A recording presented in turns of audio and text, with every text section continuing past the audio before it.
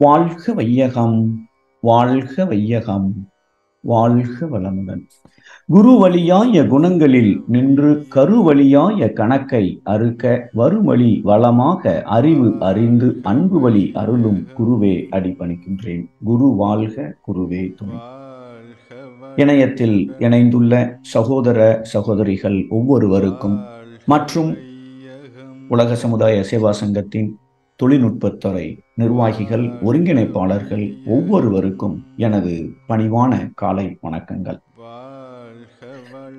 ஆரோக்கியம் என்பது நல்ல உடல் நலமே உண்மையான சொத்து, தங்கமோ வெள்ளியோ அல்ல என்பது மகாத்மா காந்தி அவர்கள் ஆரோக்கியத்தை பற்றி சொல்லியிருக்கிறார்கள். ஆரோக்கியம் இல்லாத வாழ்க்கை ஒரு வாழ்க்கையாகவே கருத முடியாது, அது மரணத்தின் புகைப்படமே அது என்று புத்தர் அவர்கள் குறிப்பிட்டிருக்கிறார்கள். நாம நிறைய நேரங்கள்ல இதுவரைக்கும் நான் மருத்துவர்கிட்ட போல எந்த மருந்தும் நான் எடுக்கவில்லை, நான் ஆரோக்கியமாக இருக்கிறேன் என்று நாம நிறைய நினைக்கிறோம்.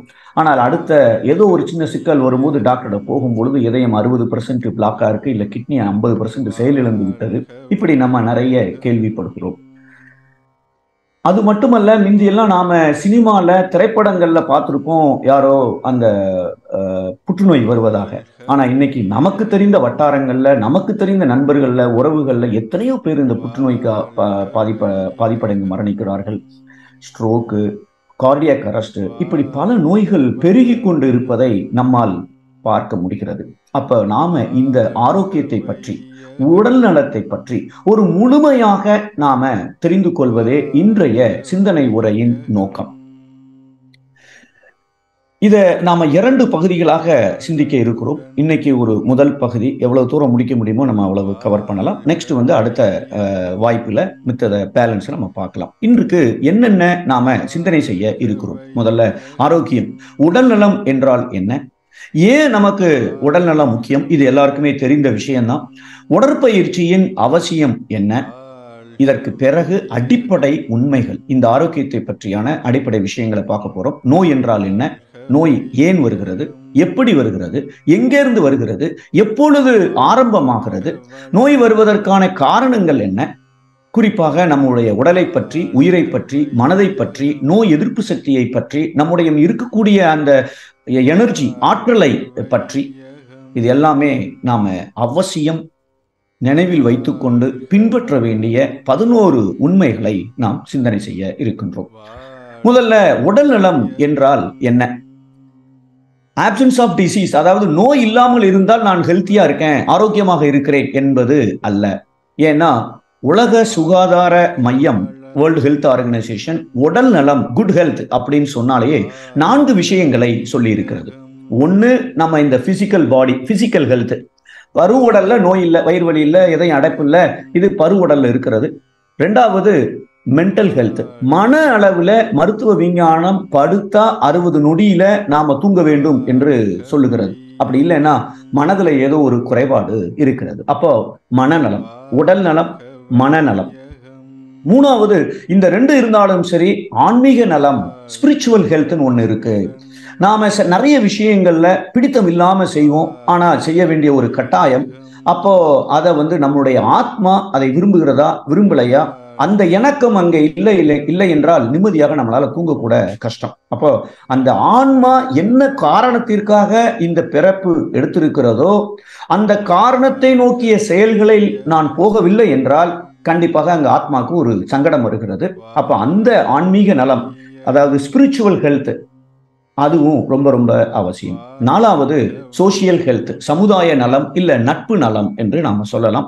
நான் சந்தோஷமா இருப்பேன், ஆனா படத்துல வர்ற வில்லன் மாதிரி வாழ்க்கையை வாழ்ந்து கொண்டிருக்கிறேன் என்றால் என்னை சுத்தி இருக்கிற அத்தனை பேருமே என்னிடம் வெறுப்புணர்வு, பகை உணர்வு இருக்கிறது என்றாலும் நிச்சயமாக அது எனக்கு பின்னாளில் ஒரு ஆரோக்கிய குறைபாடை ஏற்படுத்த போகிறது. ஆகவே உடல் நலம் என்றால் இந்த 4 விஷயங்களும் இருந்தால் மட்டுமே, அதாவது உடல் நலம், மனநலம், ஆன்மீக நலம் இல்ல உயிர் நலம், 4வது சமுதாய நலம் இல்ல நட்பு நலம். இந்த 4 விஷயங்களிலேயும் நான் எந்த அளவுக்கு 100க்கு ஒரு 90 மார்க் 95 மார்க் எடுக்கிற அளவிலே நான் அங்கே வைத்திருக்கிறேன் அப்படின்னு என்றால் கண்டிப்பாக நான் ஆரோக்கியமாக இருக்கிறேன் என்று அர்த்தம். இப்போ நமக்கு ஏன் உடல்நலம் முக்கியம்?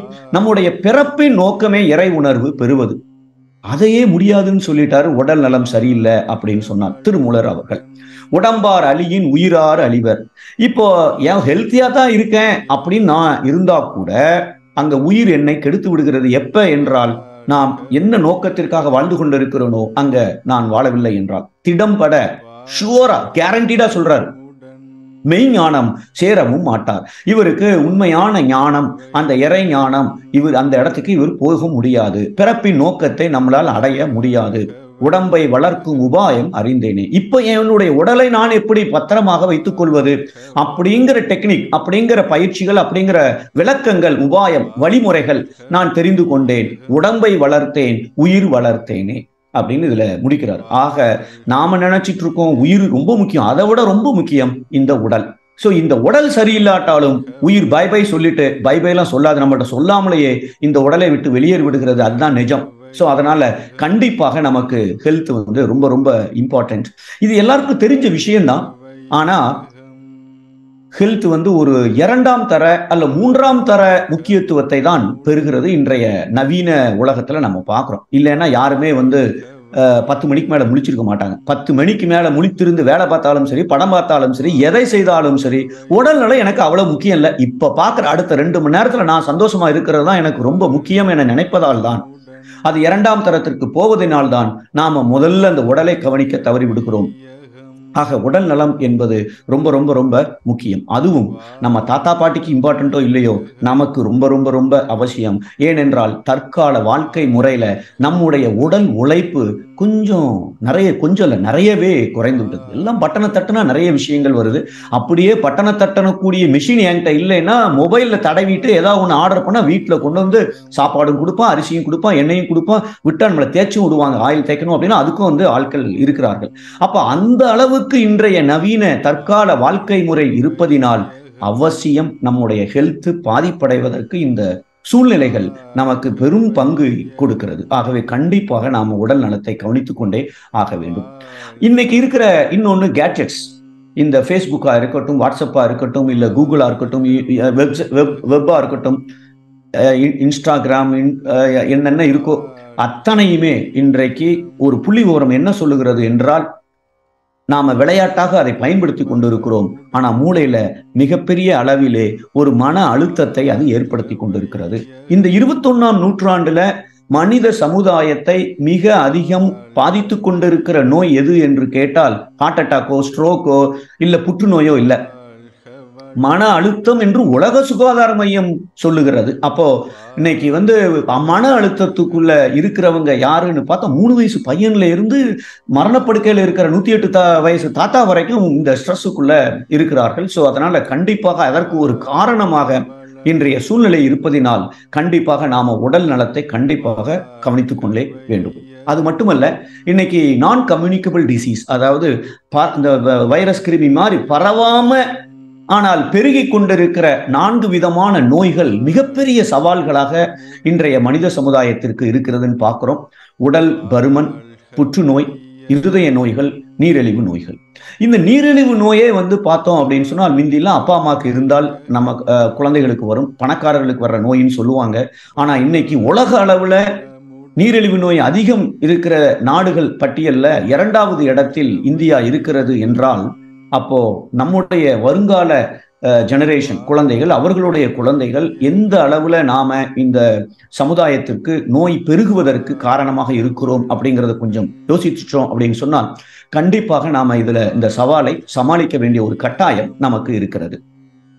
இது வந்து ஒரு ஜஸ்ட் ஒரு புரிதலுக்காக உலக அளவுல கடந்த ஒரு 40-30 வருடங்களாக மனித சமுதாயம் இந்த ஆரோக்கியத்திற்காக எவ்வளவு பணம் செலவழித்து கொண்டிருக்கிறார்கள் அப்படின்னு பார்த்தா அப்படியே ஷாக்கார மாதிரி இருக்கு. நம்ம சம்பாதிக்கிற பணத்துல பாதி பணம் அங்க போகுதோ ஒரு ஏஜுக்கு அப்புறம் அப்படின்னு சொல்லிட்டு நம்ம பயமுறுத்துகிற அளவிலே இந்த புள்ளி விவரங்கள் நம்மை காட்டுகிறது. அது உலக அளவுல, இந்திய அளவுல பார்த்தாலேயே இந்த மருத்துவ முறைகளுக்காக எவ்வளவு மருந்துகள் செலவழிக்கப்படுகிறது. அதுவும் கிராமங்கள்ல இருக்கிறது அந்த ஊதா கலர், சிட்டியில் சாரி இருக்கிறது வந்து அந்த ப்ரௌன் கலர். கொஞ்சம் பார்த்தா எல்லாம் 60% 70%க்கு மேலே வந்து இன்னைக்கு வந்து மருத்துவம் பார்த்து கொண்டு இருக்கிறார்கள். கடைசி 2 கிராஃபை பார்த்தீங்கன்னா கடன் வாங்கி மருத்துவ செலவுக்கு எத்தனை சதவீத மக்கள் அதை செய்து கொண்டிருக்கிறார்கள் அப்படிங்கிற புள்ளி விவரத்தை பார்க்கும் பொழுது நாம பணத்துக்கு கொடுக்கிற முக்கியத்துவத்தை கூட நம்முடைய ஆரோக்கியத்திற்கு கொடுத்திருக்கிறோமா அப்படின்னு கேட்டால் அங்க நாம இல்லைன்னு சொல்லுகிற அளவுக்கு இன்னைக்கு நோய்கள் பெருகி கொண்டிருக்கிறது.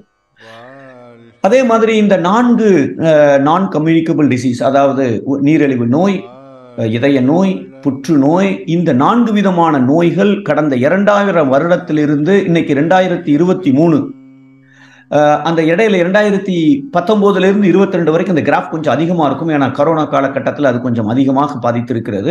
ஆனாலும் இந்த கிராஃபை பார்த்தோம்னா கண்ணாமனான இந்த பெர்சன்டேஜ் வந்து கூடிக்கொண்டே இருக்கிறது என்பதை இந்த புள்ளி விவரம் நமக்கு உறுதி செய்கிறது. அப்படின்னா என்ன அர்த்தம் அப்படின்னு சொன்னால், நாம் நம்முடைய ஆரோக்கியத்தை கவனிக்காவிட்டால் அந்த பெர்சன்டேஜில் ஒருவராக நம்ம ஆகுவதற்கு இன்னைக்கு சமுதாயம் அதை நோக்கி போய்கொண்டிருக்கிறது என்பதை நாம மறந்துவிடக்கூடாது என்பதற்காகத்தான் இந்த கிராஃப். அதேதான் எத்தனை மில்லியன் பீப்புள் 2019 2020 2023 ஸ்டாட்டிஸ்டிக்ஸ் வரைக்கும் பார்த்தோம் சொன்னால் குறைவதற்கான அறிகுறியே நம்ம கண்ணுல எந்த புள்ளி விவரமும் நமக்கு அது உறுதி செய்யவில்லை. அப்படி என்றால் நோய்கள் பெருகி கொண்டிருக்கிறது. அப்போ நமக்கு எதற்காக இந்த உடற்பயிற்சியை மகரிஷி அவர்கள் கொடுத்திருக்கிறார்கள்? அவசியம். ஆரோக்கியமா இருக்கணும், கரெக்ட் தான், அதுல தப்பே இல்லை. ஆனால் இன்னைக்கு பணம், எனக்கு தெரிந்த ஒருவர் எங்க மாவட்டத்தில் இருக்கிறாரு. அவர் சவுதி அரேபியாவில் வேலை பார்த்தாரு. வேலை பார்த்து ஒரு 45 வயசுல ரிட்டையர்ட் ஆயிட்டாரு. ஒரு 50 கோடிக்கு மேல சொத்து வச்சிருக்கிறாரு. பெரிய பங்களா மாதிரி இருக்காரு. அவங்க வேலைக்காரர்களே ஒரு 10-12 பேர் இருக்கிறார்கள். ஒரு நாளைக்கு தயாரிக்கிற உணவே ஒரு 25 வெரைட்டி தயாரிக்கிறார்கள் அந்த வீட்டில்.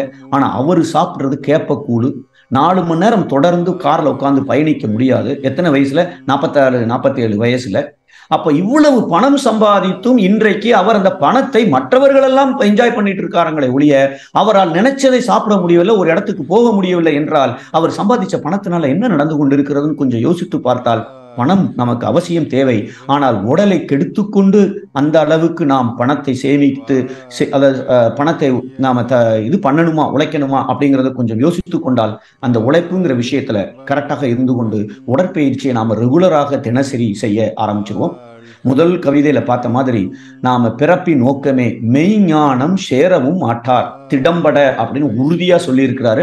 இந்த பிறப்பின் நோக்கம் நிறைவேறுகிற வரை வாழ்க்கை சிக்கல்கள் வந்து கொண்டே இருக்கும், கூடிக்கொண்டே இருக்கும். நம்மளை திருத்துவதற்கு இறைநிலை எப்படியாவது நம்மளை திருத்தி மெய்ஞானம் அடைய வச்சிட முடியுமான சிக்கலை கொடுத்துக்கிட்டே இருக்கும். அப்போ நாம என்ன செய்யறோம்? ஆஹா, நம்ம இறைநிலைக்கு இதுக்கு வேலை கொடுப்பானே, நம்மளே இறைநிலை என்ன எதிர்பார்க்கிறதோ அதை செய்து விட்டால் வாழ்க்கையில ஏன் நமக்கு துன்பம் வரப்போகிறது என்பதை உணர்ந்து கொண்டு கொஞ்சம் அதை நோக்கிய செயல்ல உடலை நாம் காக்க ஆரம்பிச்சிட்டோம் அப்படின்னு சொன்னால் சிக்கல்களை நமக்கு குறைய ஆரம்பிச்சோம்.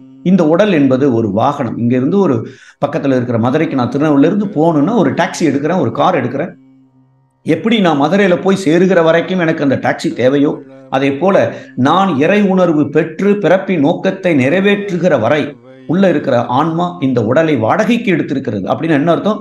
எப்ப டாக்ஸி சரியில்லையோ அங்கனையே டாக்ஸில இருந்து இறங்கி வேற ஒரு காரை எடுத்துட்டு நான் பாட்டுக்கு மதுரைக்கு நான் போய் கொண்டிருப்பேன். அதே போல இந்த ஆத்மாவும் அதை செய்து விடுகிறது. ஸோ அதனால கண்டிப்பாக இது ஒரு வாகனமாக நினைத்து கொண்டு, ஆஃப்டர் ஆல் வீட்டில் ஒரு ஸ்கூட்டர் இருக்கு, பைக் இருக்குன்னா கூட அதை எவ்ரி ஒரு 5000 கிலோமீட்டருக்கு கார் இருந்ததுன்னா ஃபில்டர் மாத்திரம், என்னென்ன ஆயில் மாத்தணுமோ ஒரு வாரத்துக்கு ஒருக்க, ஒரு மாசத்துக்கு ஒருக்க அதை கழுவி வைக்கிறோம். மேல வெளிப்புறமாக நாம கழுவி வைக்கிறோம். எப்ப நம்ம உடல்ல இருக்கிற வயிறை நாம சர்வீஸ் பண்ணியிருக்கிறோம், 24 மணி நேரம் வேலை செய்து கொண்டிருக்கிற அந்த இதயத்தையோ கண்ணையோ நாம எப்ப ஓவரால் பண்ணியிருக்கிறோம், எப்ப கார் வந்துச்சுன்னா அது நடு ரோட்ல நின்றக்கூடாதுன்னு சொல்லிட்டு ரெகுலரா போய் நாம சர்வீஸ் பண்ணிடுறோம். ஆனா இந்த உடல், இந்த வாகனம் நாம பிரேக் ஆனதுக்கு அப்புறம் ஒரு மெக்கானிக் எப்படி காருக்கு தேவைப்படுகிறாரோ அதே போல நம்ம உடலுக்கு தேவைப்படுகிற மெக்கானிக், சோ கால்டு டாக்டர், ஒரு மருத்துவரை நோக்கி போறோம். காரே பிரேக் டவுன் ஆகாம இருக்கணுங்கிறதுக்காக சர்வீஸ் பண்ற நாம இந்த உடலை நாம அதை கொஞ்சம் சர்வீஸ் பண்றதுக்கு தான் இந்த உடற்பயிற்சி நமக்கு மிகவும் அவசியம் தேவைப்படுகிறது. நமக்குள்ளதான் இந்த இறைநிலையும் இருக்கிறது. ஆஃப்டர் ஆல் வீட்டுக்கு ஒரு கெஸ்ட் வர்றாங்கன்னா கூட அவர் போன் பண்ணிட்டார், நான் ஒரு 5 நிமிஷத்துல வந்துருவேன்னா தலைகீழ அங்க வீட்டுல இருக்கிற அத்தனை பேரும் ஓடி ஹால்ல எதெல்லாம் துண்டு கிடக்கு, அது கிடக்கு, இது கிடக்கு, அதை நீட்டா ஏதாவது உள்ள தள்ளி வீடு நீட்டா இருக்கிற மாதிரி நாம எவ்வளவு முயற்சிகள் எடுக்கிறோம். அப்ப நமக்குள்ள இருக்கிற இறைவனே குடியிருக்க வேண்டும் என்றால் குடியிருக்கிறார் அவர். ஆனா அவர் நல்லபடியாக இருந்து என் வாழ்க்கையை வழி நடத்தி எனக்கு ஆனந்தமான ஒரு வாழ்க்கையை நோக்கிய திசையில் என்னை பயணிக்க வைக்க வேண்டும் என்றால், அவர் இருக்கிற இடத்தை நான் தூய்மையாக வைக்கவில்லை என்றால் எப்படி நான் அவர் என்ன சொல்றாருங்கிறது எனக்கு எப்படி கேட்கும்? சோ அதனால எப்படி நாம இறைநிலை இருக்கிற அந்த வழிபாட்டு ஸ்தலத்துல எத்தனை மரியாதையோடு எவ்வளவு மதிப்போடு அங்க நாம் நடந்து கொள்கிறோம், அதே ஸ்தானம் தான் இங்கேயும் இருக்கு. அப்போ இந்த உடலையும் நான் தூய்மையாக வைத்திருக்க முயற்சி செய்ய வேண்டும். அதற்கு இந்த உடற்பயிற்சி உதவி செய்கிறது. இன்னைக்கு விஞ்ஞான கருவிகள், ஆஃப்டர் ஆல் இந்த மொபைல் போனு இது இன்னைக்கு மூளையை பாதிக்குங்கிறாங்க, இதயத்தை பாதிக்குங்கிறாங்க, ஒட்டு மொத்தமாக எத்தனையோ நம்மளுடைய உள்ள இருக்கிற செல்களை, அதாவது ஒரு ஆராய்ச்சி குறிப்பு, ஒரு கேமரா ஒன்று கண்டுபிடிச்சாங்க. அந்த கேமரா மூலமாக புற்றுநோய் ஆரம்பமாகும் பொழுதே அந்த கேமரா மூலமாக பார்த்தால் கண்டுபிடிக்க முடியுமா அப்படின்னு ஒரு ஆராய்ச்சி செய்து பார்த்தார்கள். புற்றுநோய் ஆரம்ப ஸ்டேஜில் இருக்கிறவங்க, புற்றுநோயில ஒரு மிடில் ஸ்டேஜில் இருக்கிறவங்க, முற்றிய நிலையில் இருப்பவர்கள் அந்த கேமரா மூலமா எடுக்கிற அந்த படத்தை பார்க்கும் பொழுது நல்ல வித்தியாசம் தெரிகிறது. அப்போ ஆரம்ப நோயில வரும் பொழுதே புற்றுநோயை கண்டுபிடித்து விடலாம் என்று விஞ்ஞானிகள் ரொம்ப சந்தோஷம் அடைகிறார்கள். ஆனா அந்த சந்தோஷம் ஒரு பல நிமிடங்களுக்கு கூட அவர்களிடம் இல்லை.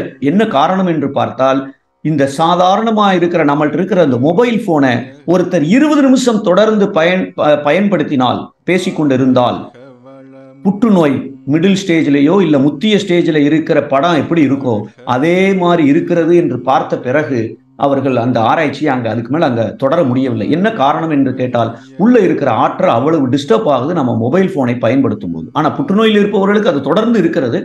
மொபைல் போனை பயன்படுத்தும் பொழுது 1 மணி நேரத்துக்கோ 1/2 மணி நேரத்துக்கோ ஏதோ கொஞ்ச நேரத்துக்கு இருக்கு. ஆனால் அவர்களால் அதை ஒரு உறுதியாக அந்த வித்தியாசத்தை கண்டுபிடிக்க முடியவில்லை. அந்த அளவுக்கு இன்னைக்கு விஞ்ஞான கருவிகள் நம்மை கெடுத்து கொண்டு இருக்கிறது. அதையும் நாம அளவு முறையோடு பயன்படுத்தணும். அப்படி பயன்படுத்தினாலும் உடற்பயிற்சி செய்யல என்றால் அது ஒரு பாதிப்பை அவசியம் நம்ம உடல்ல ஏற்படுத்தி ஆரோக்கியத்தை கெடுக்கத்தான் செய்யும்.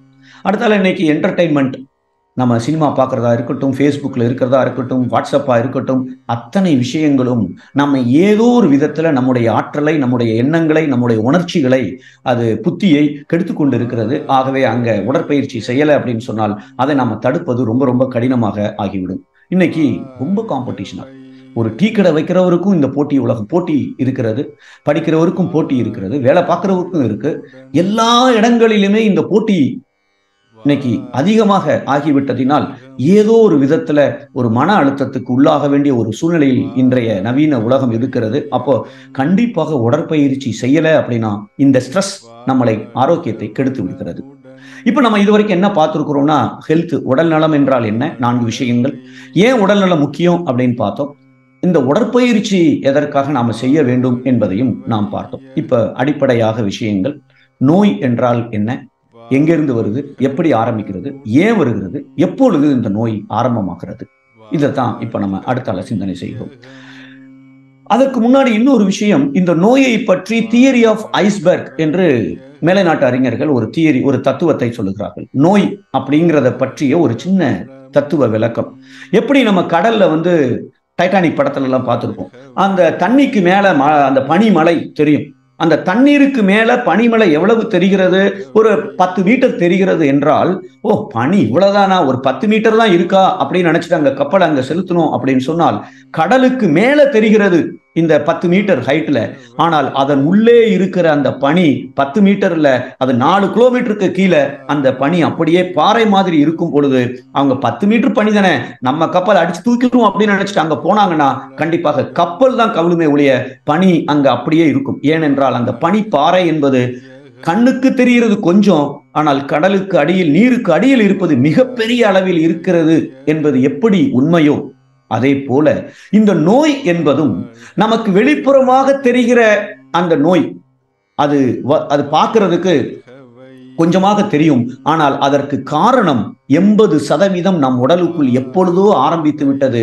ஆனா டாக்டர் சொல்றது 60% இதயம் பிளாக் ஆன அப்புறம், இல்ல சுகர் ஒரு லெவலுக்கு மேல போனதுக்கு அப்புறம், இல்ல தைராய்டு TSH 70 50 வந்ததுக்கு அப்புறம் சொல்லுகிறார்கள். அப்ப என்ன அர்த்தம் அப்படின்னு சொன்னால், தண்ணீருக்கு மேல இருக்கிற ஐஸ் கட்டி கொஞ்சம்தான் எப்படி நமக்கு தெரிகிறதோ அப்பொழுதுதான் நமக்கு இந்த இருத நோயா இருக்கட்டும், இல்ல நீரிழிவு நோயா இருக்கட்டும், புற்றுநோயா இருக்கட்டும், இந்த மருத்துவர்கள் இங்க வரும்போதுதான் கண்டுபிடிக்கிறாங்க.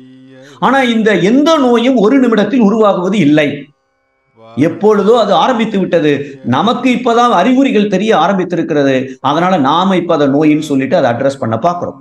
ஆக இந்த நோய் வெளியில் தெரிவது 10%, 20% என்றால் அதற்கு முன்னாடியே இங்க ஏகப்பட்ட விஷயங்கள் இருக்கு. இதுல எது சிக்கலா இருந்தாலும் சரி, நம்ம உடலுக்குள்ள நச்சுப்பொருள் தங்கினாலும் சரி, இல்ல நம்ம உடல்ல இருக்கக்கூடிய செல்கள்ல இருக்கக்கூடிய மைட்டோகாண்ட்ரியாங்கிற ஒரு சின்ன பகுதி அது வேலை செய்யல அப்படின்னாலும் சரி, இல்ல உணர்ச்சிகளின் காரணமாக அங்க நிறைய நச்சுப்பொருள் நம்ம சாப்பிடுகிற சத்தான உணவை கூட அது நச்சாக மாற்றினாலும் சரி, செரிமானத்துல பிரச்சனை வந்தாலும் சரி, நோய் எதிர்ப்பு சக்தியில பிரச்சனை வந்தாலும், இதுல எது வந்தாலும் சரி, இந்த ஸ்டேஜுக்கு ஒரு நாள் வரப்போறோம். ஆனா இது கொஞ்சம் கொஞ்சமாக இது நோயை உருவாக்குகிறது. நமக்கு வெளியில தெரிகிறது கொஞ்ச நாள் கழித்து, கொஞ்ச நாள் இல்ல கொஞ்சம் வருடங்கள் கழித்து கூட நமக்கு தெரியலாம். ஆக இதுல நாம என்ன தெரிந்து கொள்ள வேண்டும் என்றால், எனக்கு வெளிப்புறமாக எந்த அறிகுறியும் இல்லை என்றால் நான் ஆரோக்கியமாக இருக்கிறேன் என்று உறுதியாக சொல்லிவிட முடியாது. உள்ள இருக்கிற விஷயங்களை நாம தெரிந்து கொண்டால் மட்டுமே நான் முழு ஆரோக்கியமாக இருக்கிறேனா என்பது நாம உறுதி செய்து கொள்ளலாம். ஓகே, இப்போ இந்த நோய் எங்க ஆரம்பிக்கிறது, எப்படி ஆரம்பிக்கிறது, ஏன் ஆரம்பிக்கிறது அப்படின்னு நமக்கு தெரியும். வேதாத்திரியத்துல வந்த எல்லாருக்குமே தெரியும். நம்மள்ட்ட 3 உடல் நம்ம இருக்கு. ஒன்னு பரு உடல், நம்ம கண்ணால பாக்குறது, அளந்துடலாம். இன்னொன்னு சூக்கும உடல், உள்ள ஓடிக்கொண்டு இருக்கிற அந்த நுண் துகள்கள், உயிர் துகள்கள் இல்ல விண் துகள்கள்னு சொல்றோம். அது கண்ணுக்கு தெரியாது. ஆனா அது நம்ம உடலை விட்டு கொஞ்சம் தூரத்துக்கு வெளியில வரைக்கும் அந்த விண் துகள்கள், அதாவது இந்த உயிர் துகள்கள் இருக்கிறது. இதை சூக்கும உடல் என்று சொல்லுகிறோம். இந்த ஒவ்வொரு உயிர் துகளும் ஒரு ஃபேன் சுத்துற மாதிரி, ஃபேன்ல இருந்து எப்படி காத்து வருதோ அதே போல ஒவ்வொரு உயிர் துகளும் தன்னை சுத்துவதனால் அதிலிருந்து ஒரு அலை வருகிறது. அந்த காந்த அலை, அதற்கு ஒரு ஷேப் இருக்கிறது. அதை நம்ம காரண உடல்னு சொல்றோம், இல்ல காசல் பாடி என்று சொல்லுகிறோம், இல்ல காந்த உடல் என்று சொல்லுகிறோம். ஆக இந்த 3 விதமான உடல்கள் இருப்பதாக நம்ம முன்னோர்கள் சொல்லியிருக்கிறார்கள், மகரிஷி அவர்களும் சொல்லியிருக்கிறார்கள். அப்போ நோய் ஒருத்தருக்கு சிறுநீரகம் செயலிழக்க ஆரம்பித்து விட்டது என்றால் கண்டிப்பாக பரு உடல்ல வருவதற்கு முன்னாடி அதற்கு அஸ்திவாரமாக இருக்கக்கூடிய அந்த சூக்கும உடல்ல எங்க சிறுநீரகம் இருக்கிறதோ அந்த இடத்துல அங்க இருக்கிற அந்த உயிர் சக்தியில ஒரு குறைபாடு இருக்க வேண்டும். அந்த இடத்துல இருக்கிற உயிர் சக்தி சீராக அங்கே இருக்குமே ஆனால் சிறுநீரகம் செயலிழக்க ஆரம்பிக்கும் பொழுதே நம்முடைய உடலிலே நாம அதை சீரமைப்பு செய்து கொள்வதற்கு, சரி செய்து கொள்வதற்கு தேவையான அறிவு அங்கே இருக்கிறது. ஆனால் ஆற்றல் குறைபடுமை ஆனால் கண்டிப்பாக அந்த அறிவை வைத்துக்கொண்டு அந்த சிறுநீரகம் செயல்பாட்டை சரி செய்துவிட முடியாது. ஆக ஆற்றல் அங்க சரியா போல அப்படின்னு சொன்னால் அப்போ முதல் குறைபாடு எங்கே இருக்கிறது என்றால் சூக்கும உடல்ல பிரச்சனை இருக்கு. அப்ப அதற்கு அப்புறம் தான் சிறுநீரகம் செயலிழக்க ஆரம்பிக்கிறது அப்படிங்கிற ஒரு உண்மையை தெரிந்து கொள்ள வேண்டும். இந்த சித்த மருத்துவம் இந்த சூக்கும உடல்ல, அந்த சித்து என்றால் உயிர், அப்ப அந்த உயிர் குறைபாட்டை சரி செய்வதற்கு அந்த மருந்துகள் நமக்கு உதவி செய்கிறது.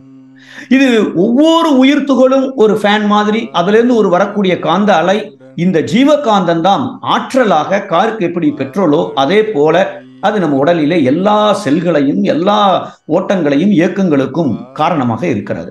அப்ப அந்த உடல்ல சிறுநீரகம் எங்க இருக்கிறதோ முதல்ல அந்த உயிர் ஆற்றல் இருக்கிற இடத்துல குறைபாடு இருக்கிறது. அதன் காரணமாக ஜீவகாந்தம் அந்த உடல்ல சிறுநீரகத்தை ஒட்டி இருக்கிற இடத்துல அந்த ஜீவகாந்தம் அங்கே குறைவாக செல்லுமை ஆனால் கண்டிப்பாக உறுப்பு பழுதடைய ஆரம்பிக்கிறது. அப்போ இந்த ஹோமியோபதி மருத்துவம் மகரிஷி சொன்ன கருத்துக்களின் படி இந்த காரண உடல்ல அது மருந்தை கொடுத்து அதை சீர் செய்ய முயற்சி செய்கிறது அப்படின்னு மகரிஷி அவர்கள் குறிப்பிட்டிருப்பார்கள்.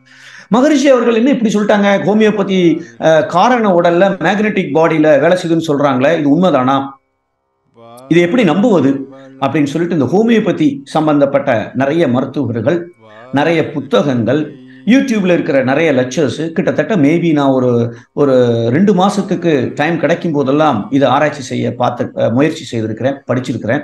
எந்த இடத்துலையுமே எந்த மருத்துவருமே எந்த ஒரு புக்லையுமே ஹோமியோபதி மருந்துகள் அந்த காந்த ஓட்டத்தை சரி செய்கிறது அப்படின்னு எங்கேயும் சொல்லலை. ஆனால் ஒரே ஒரு கிரேட் மருத்துவர், கிட்டத்தட்ட ஒரு 300-400 வருடங்களுக்கு முன்னாடி வாழ்ந்த, அவர் பேர் இப்ப எனக்கு ஞாபகம் இல்லை, அந்த மருத்துவரோட புத்தகத்துல இது உள்ள நம்ம உடல்ல ஒரு காந்த சக்தி இருக்கு, இந்த காந்த சக்தியை தான் அது சரி செய்கிறது என்று அவர் குறிப்பிட்டிருக்கிறார்.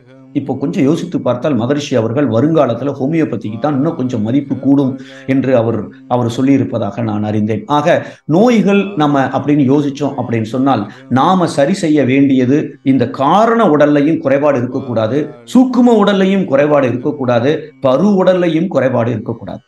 அப்ப நம்ம இந்த மூன்றையும் சரி செய்வதற்கு மகரிஷி கொடுத்திருக்கிற பயிற்சிகளே நமக்கு இருக்கு. எப்ப இந்த காந்த சக்தி குறைபாடு ஏற்படுகிறதோ அதற்காகவே தீப பயிற்சி கொடுத்திருக்கிறாரு, கண்ணாடி பயிற்சி கொடுத்திருக்கிறாரு, 5 அளவு முறையை கொடுத்திருக்கிறார். தீப பயிற்சியும் செய்துட்டு கண்ணாடி பயிற்சியும் செய்துட்டு நான் 5 அளவு முறையை கடைபிடிக்க மாட்டேன், டெய்லி 10 மணிக்கு தான் படுப்பேன், காலையில 9 மணிக்கு தான் எந்திரிப்பேன், 8 மணிக்கு தான் எந்திரிப்பேன் அப்படின்னா கண்டிப்பாக தீபகாந்த பயிற்சி பெருக்க பயிற்சியின் மூலமாக காந்த ஆற்றலை கூட்டினாலும் பகல்ல இருக்கிற நேரம் முழுவதும் இந்த 5 அளவு முறையை நாம் தவறும் பொழுது கண்டிப்பாக அந்த ஓட்டத்துல ஓட்டையே விழுந்துடும். எந்த இடத்துல ஏன் உடலுக்குள்ள இந்த ஜீவகாந்த ஓட்டம் கொஞ்சம் வீக்கா போகிற அளவுல என்னுடைய உழைப்பு இருக்கிறதோ அதற்கு தகுந்த மாதிரி அங்கே குறைபட்டு போகிறது. அப்ப அங்க இருக்கிற உறுப்பு கொஞ்சம் கொஞ்சமாக செயல் குறைய ஆரம்பிக்கிறது. டாக்டர் கண்டுபிடிக்கிறதுக்கு 4 வருஷம் ஆகலாம், இல்ல 40 வருஷம் ஆகலாம். ஆனா அது பிரச்சனை அங்கேயே ஆரம்பமாகி விட்டது என்பதை நாம ஞாபகம் வைத்துக் கொள்ள வேண்டும். இப்போ நாம 11 விஷயங்கள் அப்படின்னு பார்த்தோம். இது வரைக்கும் கொஞ்சம் அடிப்படையான விஷயங்களை பார்த்திருக்கோம். இப்போ உடல் அப்படிங்கிற ஒரு விஷயத்தை பற்றி இன்னும் கொஞ்சம் நம்ம ஆழமாக புரிந்து கொள்ள முயற்சி பண்ணுவோம். நம்ம ஒரு இந்த வீடை எடுத்துக்கிட்டோம் அப்படின்னு சொன்னால் இந்த வீட்டோட லைஃப் ஆயுள் ஒரு 300 வருடம் என்றால் இந்த வீடு 300 வருஷத்துக்கு ஒருவித நோயும் இல்லாமல், கிராக் இருக்கக்கூடாது, ஓட்ட விழக்கூடாது, உறிஞ்சி விழுந்துடக்கூடாது, அந்த இடத்துல எந்த பிரச்சனையும் இல்லாமல் 300 வருடத்திற்கு இந்த வீடு ஆரோக்கியமாக இருக்க வேண்டும் என்றால் ஒரு 3 விஷயம் ரொம்ப ரொம்ப இம்பார்ட்டன்ட். முதல்ல இந்த வீடு எதனால் கட்டப்பட்டிருக்கிறது? செங்கலால் கட்டப்பட்டிருக்கிறது. இந்த கான்கிரீட் பிளாக்னு சொல்லலாம், செங்கலால் கட்டப்பட்டிருக்கிறது. அப்ப இந்த செங்கல் சரியில்லைன்னு சொன்னால் ஒரு மழை பெஞ்சா கூட, ஒரு புயல் அடிச்சா கூட இது கீழே விடுவதற்கு வாய்ப்பு இருக்கிறது. இரண்டாவது, இந்த செங்கலை இணைத்து வைத்திருக்கிற சிமெண்ட், இந்த சிமெண்டோட தரமும் அளவும் சரியில்லை என்றாலும் கட்டுமானம் கட்டும் பொழுது சிமெண்ட்டுக்கு பதிலாக நிறைய மண்ணை மட்டும் தான் போட்டிருக்கிறாங்க, அதுவும் தரமில்லாத சிமெண்ட்டை போட்டிருக்கிறாங்க அப்படின்னா செங்கல் நல்லா இருக்கும், ஆனா வீடு உடனே இடிஞ்சு விழுறதுக்கு நிறைய வாய்ப்புகள் இருக்கிறது. அப்ப சிமெண்ட் ரொம்ப முக்கியம். மூணாவது, செங்கல் நல்லா இருக்கு, சிமெண்ட் நல்லா இருக்கு, ஆனா அஸ்திவாரம் சரியில்லை என்றாலும் சரி வீடு கொலாப்ஸ் ஆகி கீழே விழுந்துரும். ஆக ஒரு 300 வருடம் வாழ வேண்டிய இந்த கட்டடம் ஆரோக்கியமாக இருக்க வேண்டும் என்றால் செங்கலால் கட்டப்பட்டிருக்கிறது. அந்த செங்கல் நல்லா இருக்கணும், அளவு நல்லா இருக்கணும், தரம் நல்லா இருக்கணும். செங்கலை இணைக்கிற சிமெண்ட் அளவு நல்லா இருக்கணும், தரம் நல்லா இருக்கணும். எல்லாத்துக்கும் அஸ்திவாரமாக இருக்கக்கூடிய அந்த ஃபவுண்டேஷன் அது சூப்பரா இருந்தா தான் ஒட்டுமொத்தமாக இந்த பில்டிங் 300 வருடங்களுக்கு ஆரோக்கியமாக இருக்கும். இந்த பில்டிங்குக்கு இந்த 3, ஆனா இந்த பில்டிங்குக்கு அதே மாதிரி 3 விஷயங்கள் ரொம்ப ரொம்ப அவசியம் தேவை. இந்த 3ல குறைபாடு இருக்குமேயானால் இந்த பில்டிங், இந்த உடலும் நோய்வாய்ப்படுகிறது, ஆரோக்கியம் குறைகிறது என்பதை நாம புரிந்து கொள்ள வேண்டும். அப்போ முதல்ல இந்த பில்டிங் செங்கலால் கட்டப்பட்டிருக்கிறது, இந்த உடல் எதனால் கட்டப்பட்டிருக்கிறது அப்படின்னு பார்க்கணும். அடுத்தால அந்த செங்கலை இணைத்து வைக்கக்கூடிய சிமெண்ட் எது என்று பார்க்க வேண்டும். மூன்றாவதாக அஸ்திவாரம் எது அப்படின்னு நாம பார்க்கணும். அஸ்திவாரம் என்பது உயிர். எப்ப என்கிட்ட உயிர் இல்லையோ கண்டிப்பாக அங்க மரணம் என்று நம்ம சொல்லி விடுகிறோம். சோ உயிர் இருக்கிற வரைக்கும் தான் இந்த உடல் இருக்கிறது. ஆகவே அஸ்திவாரம் என்பது நம்மள்ட்ட இருக்கக்கூடிய உயிர். அது இரண்டாவதா பார்க்க போறோம். சிமெண்ட் என்பது இன்னும் கொஞ்ச நேரத்துல நம்ம பார்க்கலாம். முதல்ல செங்கல், அதை பற்றி தரவா முழுமையாக தெரிந்து கொள்ள வேண்டும். ஏனென்றால் இந்த செங்கல் எப்ப சரியா வேலை செய்யலையோ அப்ப நோய் ஆரம்பமாகிறது. இந்த செங்கல் எப்ப ஃபெயில் ஆகும், ஏன் ஃபெயில் ஆகும், எதுக்கு ஃபெயில் ஆகுது, என்ன செய்தால் அது ஃபெயில் ஆகாம நாம தடுத்துக் கொள்ளலாம் என்பதை தெரிந்து கொண்டால் கண்டிப்பாக நாம உடலை ஆரோக்கியமாக வைத்துக் கொள்வதற்கு நமக்கு அது உதவி செய்யும். இப்போ இந்த செல்கள் ஏன் எப்படி கட்டப்பட்டிருக்கிறது அப்படின்னு பார்ப்போம். எப்படி இது செங்கலால் கட்டப்பட்டிருக்கிறதோ நம்ம உடல்ல இருக்கிற எலும்பா இருக்கலாம், ரத்தமா இருக்கலாம், இதயமா இருக்கலாம், சிறுநீரமா இருக்கலாம், ஏன் முடியா கூட இருக்கலாம், அத்தனையும் செல்களால் ஆனது. சிற்றறைகள் என்று தமிழ்ல நாம சொல்றோம். அப்போ நம்ம உடல் எதனால், இந்த பில்டிங் கூட ஒரு 75% தான் செங்கலால் கட்டப்பட்டிருக்கிறது. ஏன்னா மற்ற இடத்துலலாம் ஜன்னல் இருக்கு, கதவு இருக்கு, என்னெல்லாமோ வச்சிருக்கிறோம். ஆனா இந்த உடல் 100% செல்களால், சிற்றறைகளால் கட்டப்பட்டிருக்கிறது. இதுதான் இந்த செல்லோட படம். நம்ம 6ஆம் வகுப்பு படிக்கும் போது இதை பார்த்திருக்கலாம். 6th 7th இன்னைக்கெல்லாம் 3rd 4th ஸ்டாண்டர்ட் சயின்ஸ் புக்லயே இதை கொடுத்துருக்குறாங்க. இந்த செல் என்பது இந்த பில்டிங்ல இருக்கிற செங்கலுக்கு சமம். இந்த செல் என்ன செய்யுது அப்படின்னு பார்த்தோம் அப்படின்னு சொன்னால், ஒரே வேலையை செய்யக்கூடிய கோடிக்கணக்கான செல்கள் ஒன்று சேர்ந்து திசுக்களாக நம்ம உடல்ல இயங்குகிறது. இப்ப சுண்டு விரல் எடுத்துக்கிட்டோம் அப்படின்னா இது ஒரு திசு. இந்த திசு எதனால் ஆக்கப்பட்டிருக்கிறது? ஆயிரக்கணக்கான செல்களால் ஆக்கப்பட்டிருக்கிறது. சோ செல்களுடைய கூட்டு திசுக்கள் என்று சொல்லுகிறோம். ஒரே வேலையை செய்யக்கூடிய பல திசுக்கள் ஒன்று சேர்ந்தால் அதை உறுப்புகள் என்று சொல்லுகிறோம். பல உறுப்புகள் இருக்கிறது. சிறுநீரகம் இருக்கிறது, இதயம் இருக்கிறது. அப்ப நம்ம இதயம் எடுத்துக்கிட்டா பல திசுக்களால் ஆனது.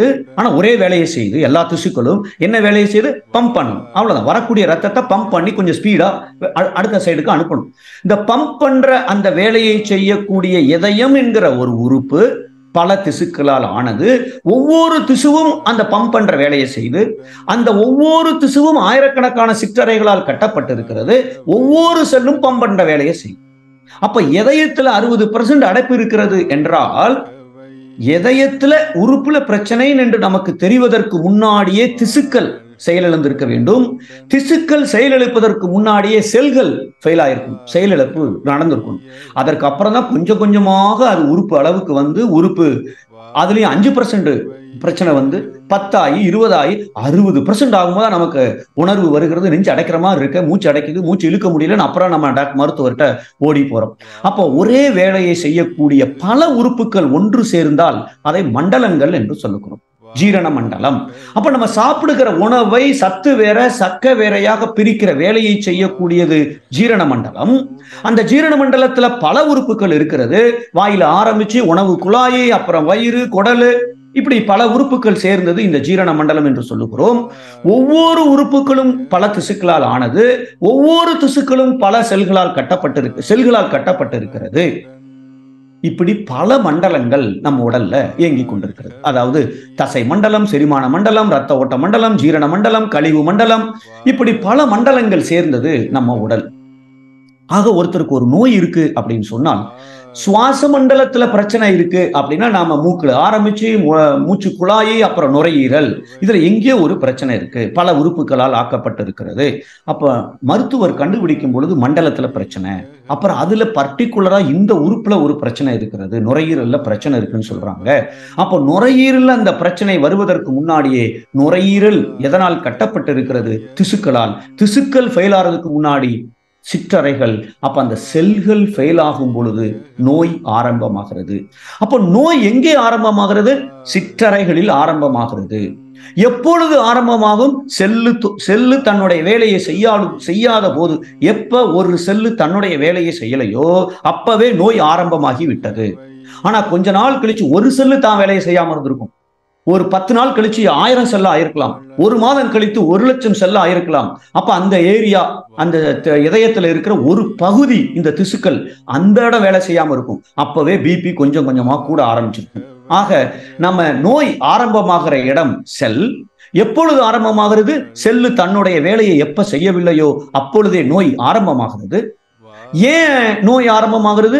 அது செல்லு ஏன் வேலை செய்யலன்னு செல்லிட்டு தான் கேட்கணும். ஏன்பா நீ உன் வேலையை செய்யல அப்படி நம்ம கண்டுபிடிச்சிட்டோம்னு சொன்னால் அங்கே நோய் எதனால் ஆரம்பித்திருக்கிறது என்பதை நம்மால கண்டுபிடித்து விட முடியும். ஆக நம்முடைய உடல் இப்படித்தான் கட்டமைக்கப்பட்டிருக்கிறது. அப்ப நாம ஆரோக்கியமாக இருக்க வேண்டும் என்றால் கண்டிப்பாக ஆரம்பம் செல்லு. இந்த சிற்றறைகள் ஒவ்வொன்றும் நன்றாக இருக்குமே ஆனால், நன்றாக வேலை செய்யுமே ஆனால், அப்போ அந்த உறுப்புகள் ஃபெயில் ஆகிறதுக்கு வாய்ப்பு ரொம்ப குறைவு. அப்போ இந்த செல்கள் கோடிக்கணக்கான செல்கள் தினசரி பிறந்து கொண்டிருக்கிறது, தினசரி செத்து கொண்டிருக்கிறது. ஒரு நாளைக்கு அவ்வளவு விஷயங்கள் நடந்து கொண்டிருக்கிறது. கொஞ்சம் யோசித்து பார்த்தோமே ஆனால், இந்த தோல்ல இருக்கிற செல்லு 20 நாளைக்கு ஒருக்க சாகுது, உற்பத்தி ஆகும். 20 நாள் இந்த செல்லோட லைஃப் 20 நாள்.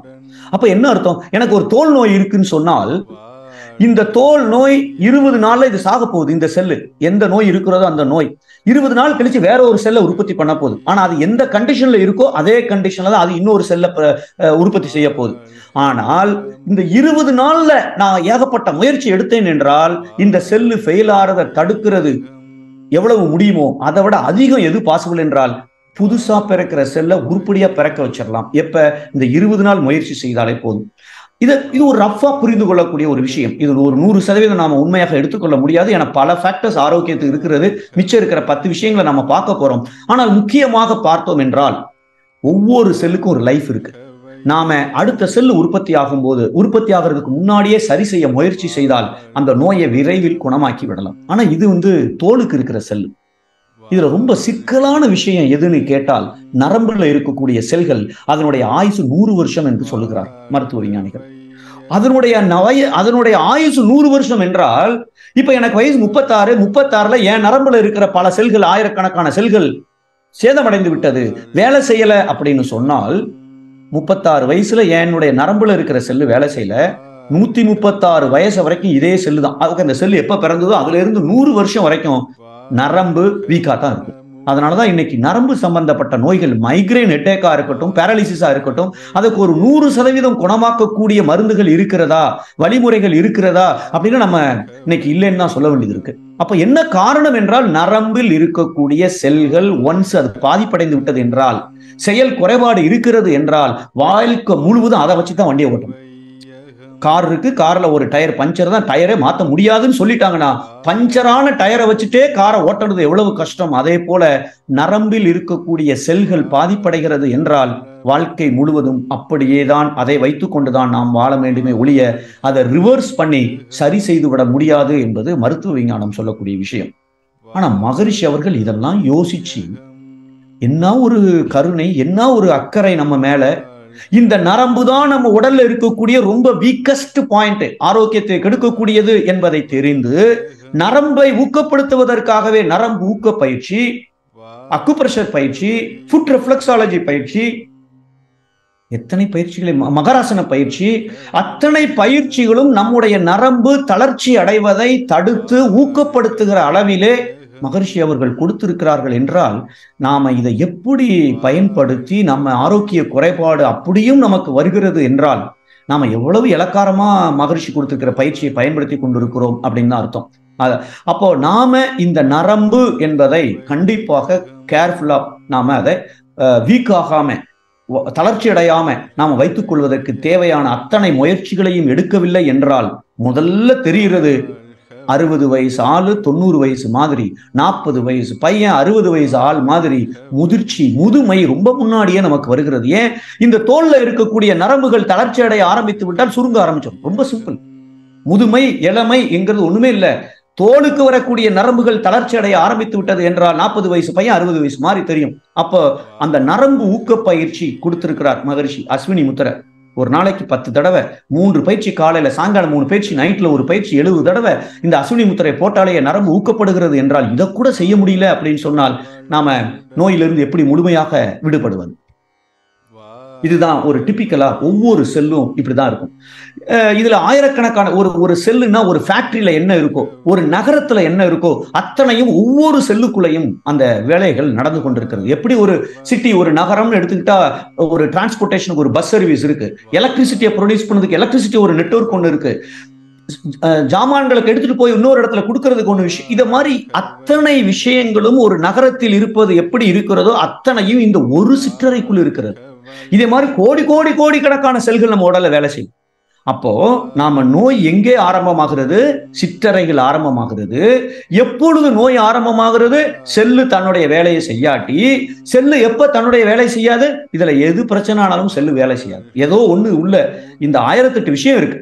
இதை பேக்கேஜிங் பிளான்ட், இது உற்பத்தி செய்து, இது சத்து பொருளை வாங்குது, இதுல வேஸ்ட் கழிவு பொருளை வெளியே கொடுக்கிறது, இது உள்ளதான் கண்ட்ரோல் ரூமே இருக்கு, என்னென்ன செய்யணும் அப்படிங்கிறது. கண்ணுல இருக்கிற செல்லு பார்வைக்கு வேலையை செய்யணும், கிட்னில இருக்கிற செல்லு ஃபில்டர் பண்ணணும், ஹார்ட்ல இருக்கிற செல்லு பம்ப் பண்ணணும். அப்ப எந்தெந்த செல்லு என்ன வேலையை செய்யணுங்கிற இன்ஃபர்மேஷன் இந்த நியூக்ளியஸுக்குள்ள இருக்கு. இதை எங்க தகராறு வந்தாலும் சரி, செல்லு தன்னுடைய வேலையை செய்யாது. அப்ப செல்லு உருப்படியா வேலை செய்யணும், அது ஃபெயில் ஆகாம தோல்வி அடையாமல் இருக்க வேண்டும் என்றால் நாம் என்ன செய்ய வேண்டும்? இதை நாம தெரிஞ்சுக்கிட்டோம் சொன்னால் நாம ஆரோக்கியமாக வாழ முடியும், நோய் இல்லாம இருக்க முடியும். அப்போ இந்த செல்லு எப்ப தன்னுடைய வேலையை செய்யாது, இது நாம தெரிஞ்சுக்கணும்.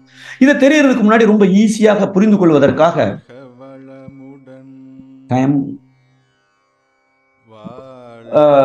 நம்ம வீட்டுல ஒரு காஃபி வேணும் அப்படின்னு சொன்னால், காஃபி தயாரிப்பதற்கு பால் வேணும், சர்க்கரை வேணும், காஃபி பவுடர் வேணும், சுகர் வேணும், பாத்திரம் வேணும்.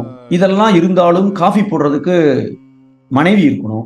மனைவியே இருந்தாலும் மனைவிக்கு காஃபி போட தெரிஞ்சிருக்கணும். அப்படியே தெரிஞ்சிருந்தாலும் மனைவிக்கு ஆர்வம் இருக்கணும் இப்ப காஃபி போடுறதுக்கு. இல்ல அவர் ஆபீஸ்ல இருந்து வரும்போதே, கமலா என்னது இல்லம்மா நான் உனக்கும் சேர்த்து காஃபி போடட்டான்னு கேட்டேன்னு சொல்லுகிற அளவுக்கு மனைவி இருப்பார்களே ஆனால் அங்க காஃபி கிடைக்காது.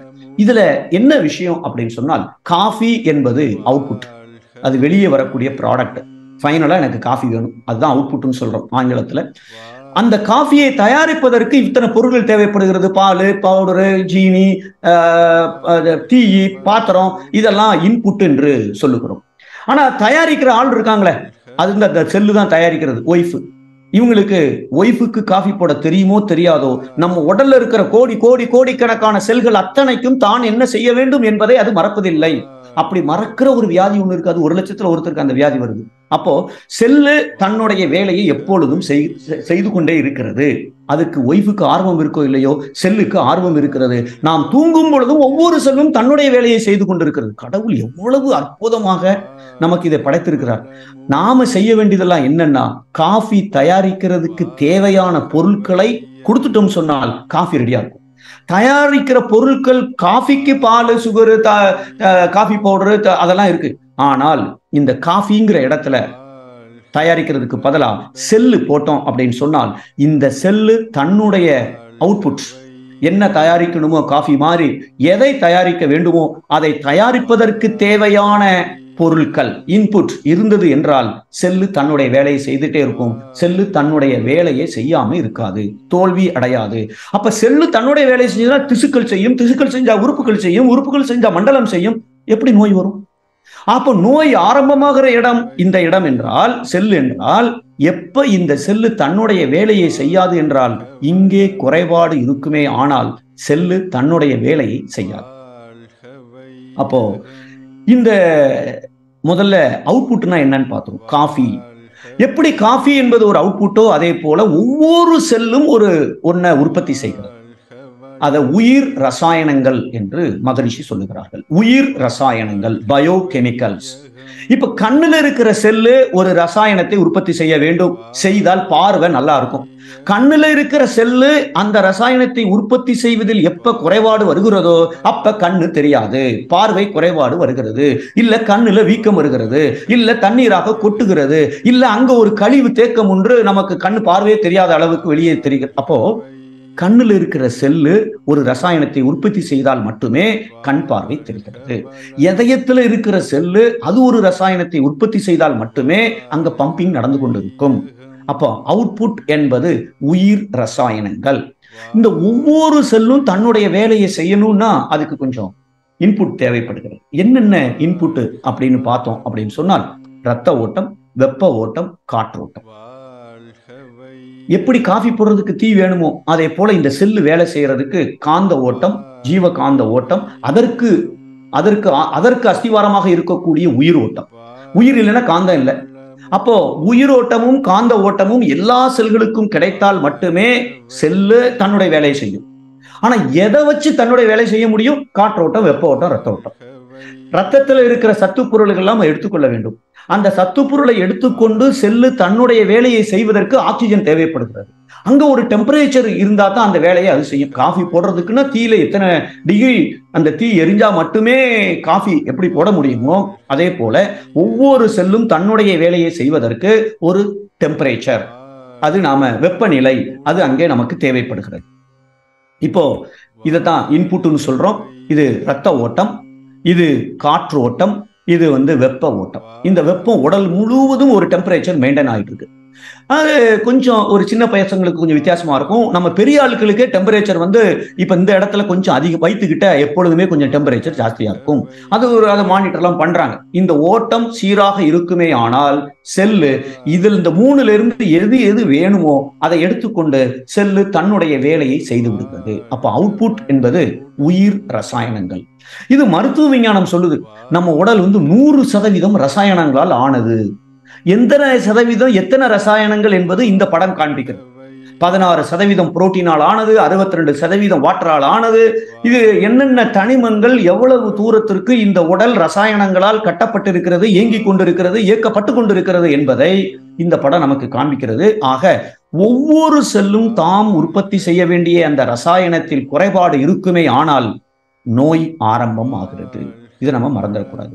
இப்போ நோய் என்றால் என்ன அப்படின்னு ஒரு கேள்வியை கேட்டோம்னா, ஜீவகாந்தாற்றல் குறைபாடு, அல்லது அந்த உறுப்பு சரியா வேலை செய்யல, செல்லு சரியா வேலை, எதை வேணாலும் சொல்லலாம். ஆனா உண்மையிலேயே நோய் என்றால் என்ன? உடல்ல இருக்கிற ரசாயன மாற்றம். நம்ம உடல்ல கண்ணுல எந்த ரசாயனம் எவ்வளவு இருக்கணுமோ அங்க இல்லை என்றால் கண்ணிலே நோய் ஆரம்பமாகிறது. அப்ப நோய் என்றால் ரசாயன மாற்றம். இந்த ரசாயன மாற்றம் வறுமை ஆனால் அங்க நோய் ஆரம்பிச்சாச்சுன்னு அர்த்தம். அப்போ அது எப்ப இந்த செல்லு தன்னுடைய வேலையை செய்யாது? எப்ப செல்லு தன்னுடைய வேலையை செய்யாது அப்படின்னு பார்த்தோம்னா, எப்ப இந்த 3 ஓட்டங்கள்ல பிரச்சனை வருகிறதோ, ஏன்னா காஃபிக்கு தேவையான பால் இல்ல, சர்க்கரை இல்ல, காஃபி பவுடர் இல்ல, எப்படி காஃபியை தயாரிக்க முடியும்? அதே போல ரத்த ஓட்டத்துல, வெப்ப ஓட்டத்துல, காற்று ஓட்டத்துல குறைபாடு இருக்குமேயானா, எப்படிப்பட்ட குறைபாடு அதுல இதுல பாக்குறோம். அளவு அதிகமா இருந்தாலும் பிரச்சனை, அளவு குறைவா இருந்தாலும் பிரச்சனை, இல்ல அந்த ரத்த ஓட்டம் போறதுல ஒரு தடை இருக்குமே ஆனாலும் பிரச்சனை, இல்ல அதுல குவாலிட்டி தரம் குறைந்தாலும் பிரச்சனை. இந்த 4ல எது இருந்தாலும் சரி, அந்த 3 ஓட்டத்துல அங்கே ரசாயன மாற்றம் ஏற்பட்டு விடுகிறது.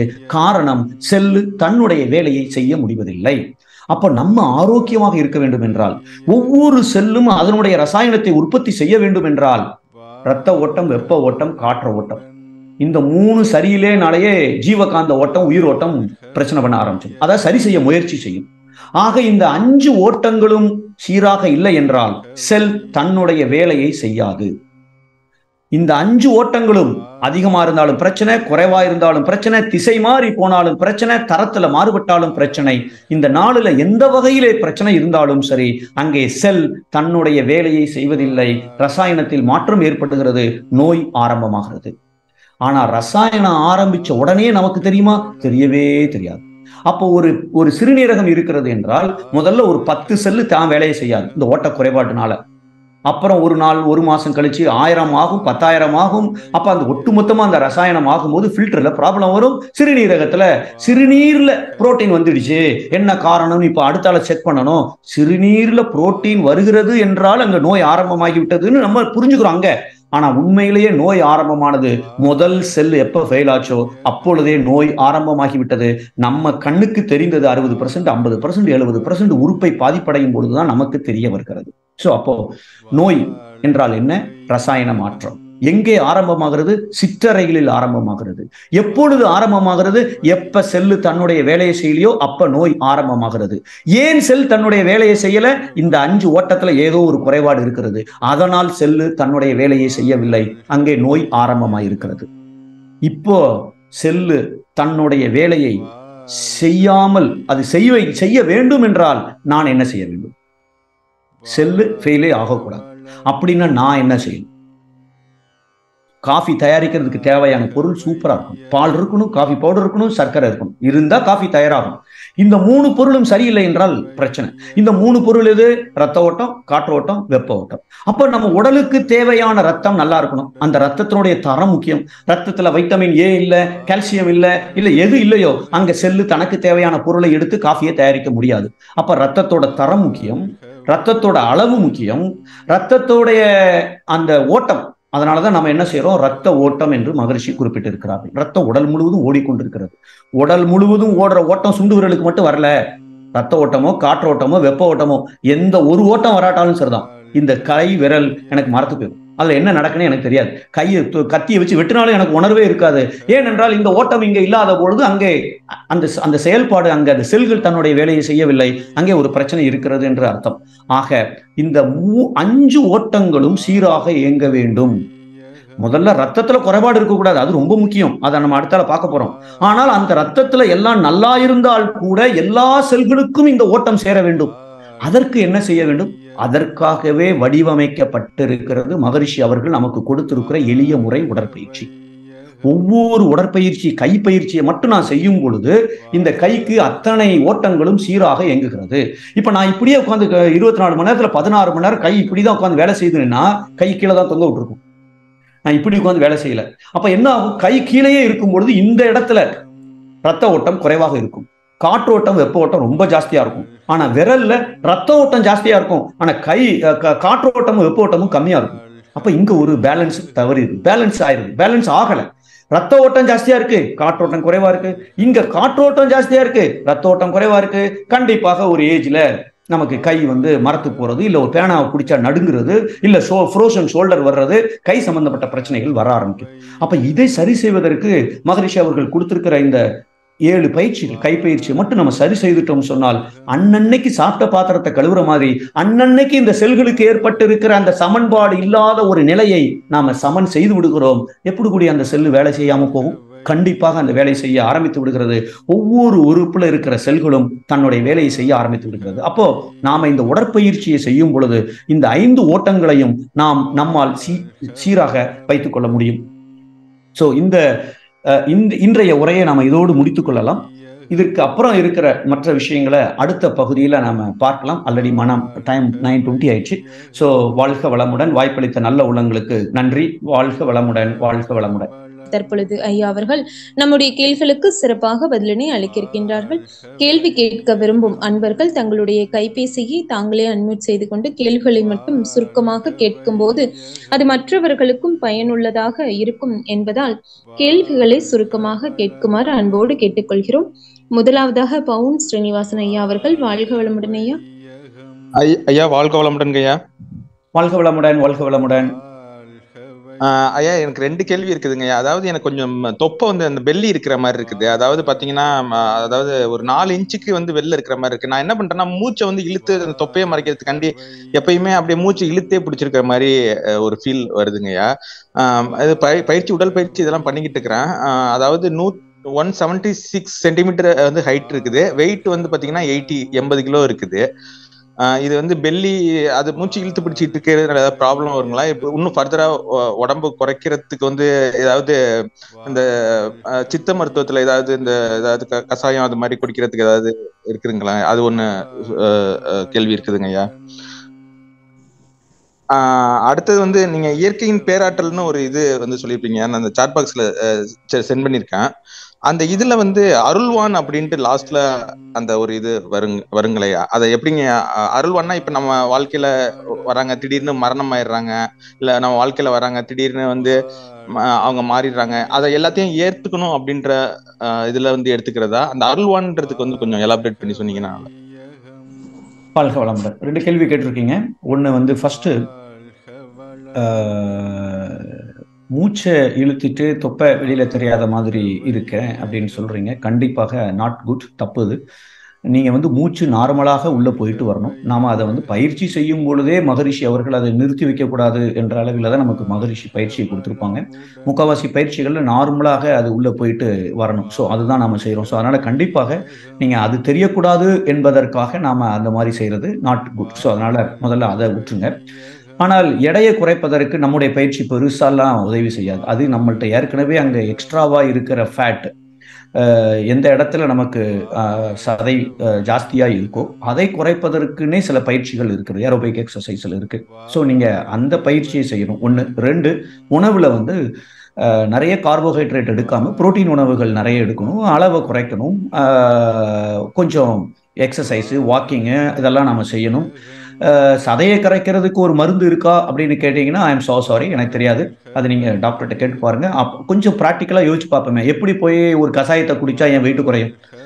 வெயிட் குறையணும் என்றால் புதிதாக நாம கொழுப்பு சத்தை கொடுக்காத அளவுக்கு, அதாவது வெயிட் சேராத அளவுக்கு உணவு முறைகள்ல மாற்றம் கொண்டு வரணும். அதுக்கு இயற்கை உணவு நிறைய எடுத்தீங்கன்னா கண்டிப்பாக வெயிட் ஷூரா ஏறாம பார்த்துக்கலாம்.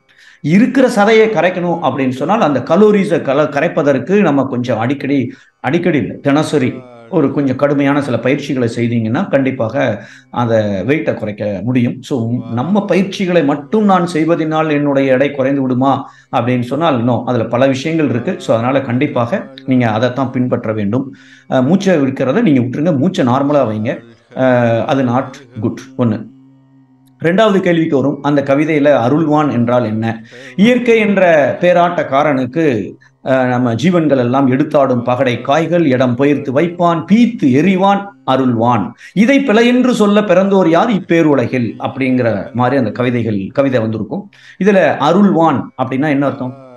அருள் நிதினு சொல்றோம், அருள் செல்வர்னு சொல்றோம் இல்லையா? அருள் என்றால் என்ன? பேராற்றல், அருள் பேராற்றல், இறையாற்றல்.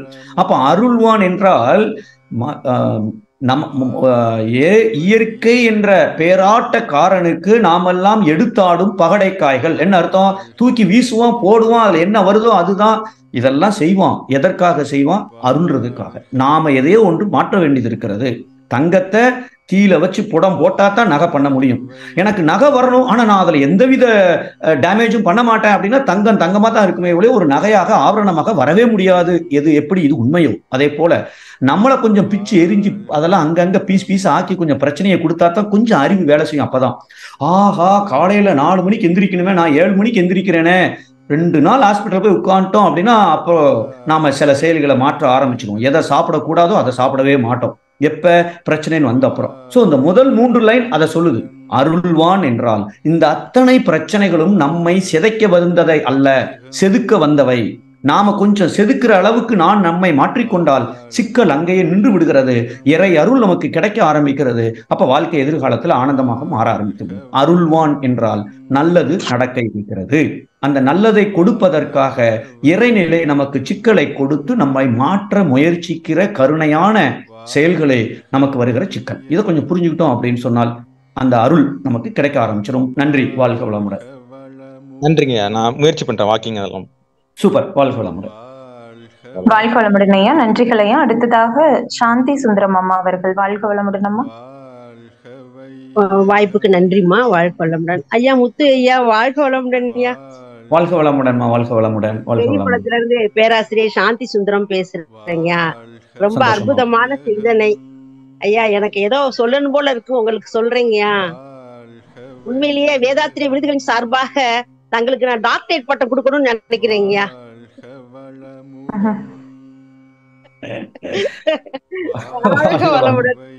ஏன்னா நான் எதுவுமே புதுசா சொல்லல. அங்க போஸ்ட்மேன் வாங்குறத உங்களுக்கு கொடுத்திருக்கேன். சோ கண்டுபிடிப்பு எல்லாம் அவரு கண்டுபிடிச்சிருக்கிறாரு. வாழ்க வளமுடன். நன்றி. அதை எடுத்துரைக்கணும் இல்லைங்கய்யா. எளிதாகவும் உணர்ந்ததை உணர்ந்தவாறு எழுத்து உரைப்பது அவங்க உணர்ற மாதிரி கொடுக்கணும். அதுதான் நமக்கு மெயின். உண்மையே நிறைய கத்துக்க வேண்டிய விஷயம் உங்ககிட்ட நிறைய இருக்கு. எங்களுக்கு ஒரு முன்னுதாரணமாக இருக்கிறீங்க. மகிழ்ச்சியே தங்கள் மூலமாக எங்களுக்கு கருத்துக்கள் சொன்னது போல ஒரு எங்களுக்கு பாவனை ஏற்பட்டதுங்க ஐயா.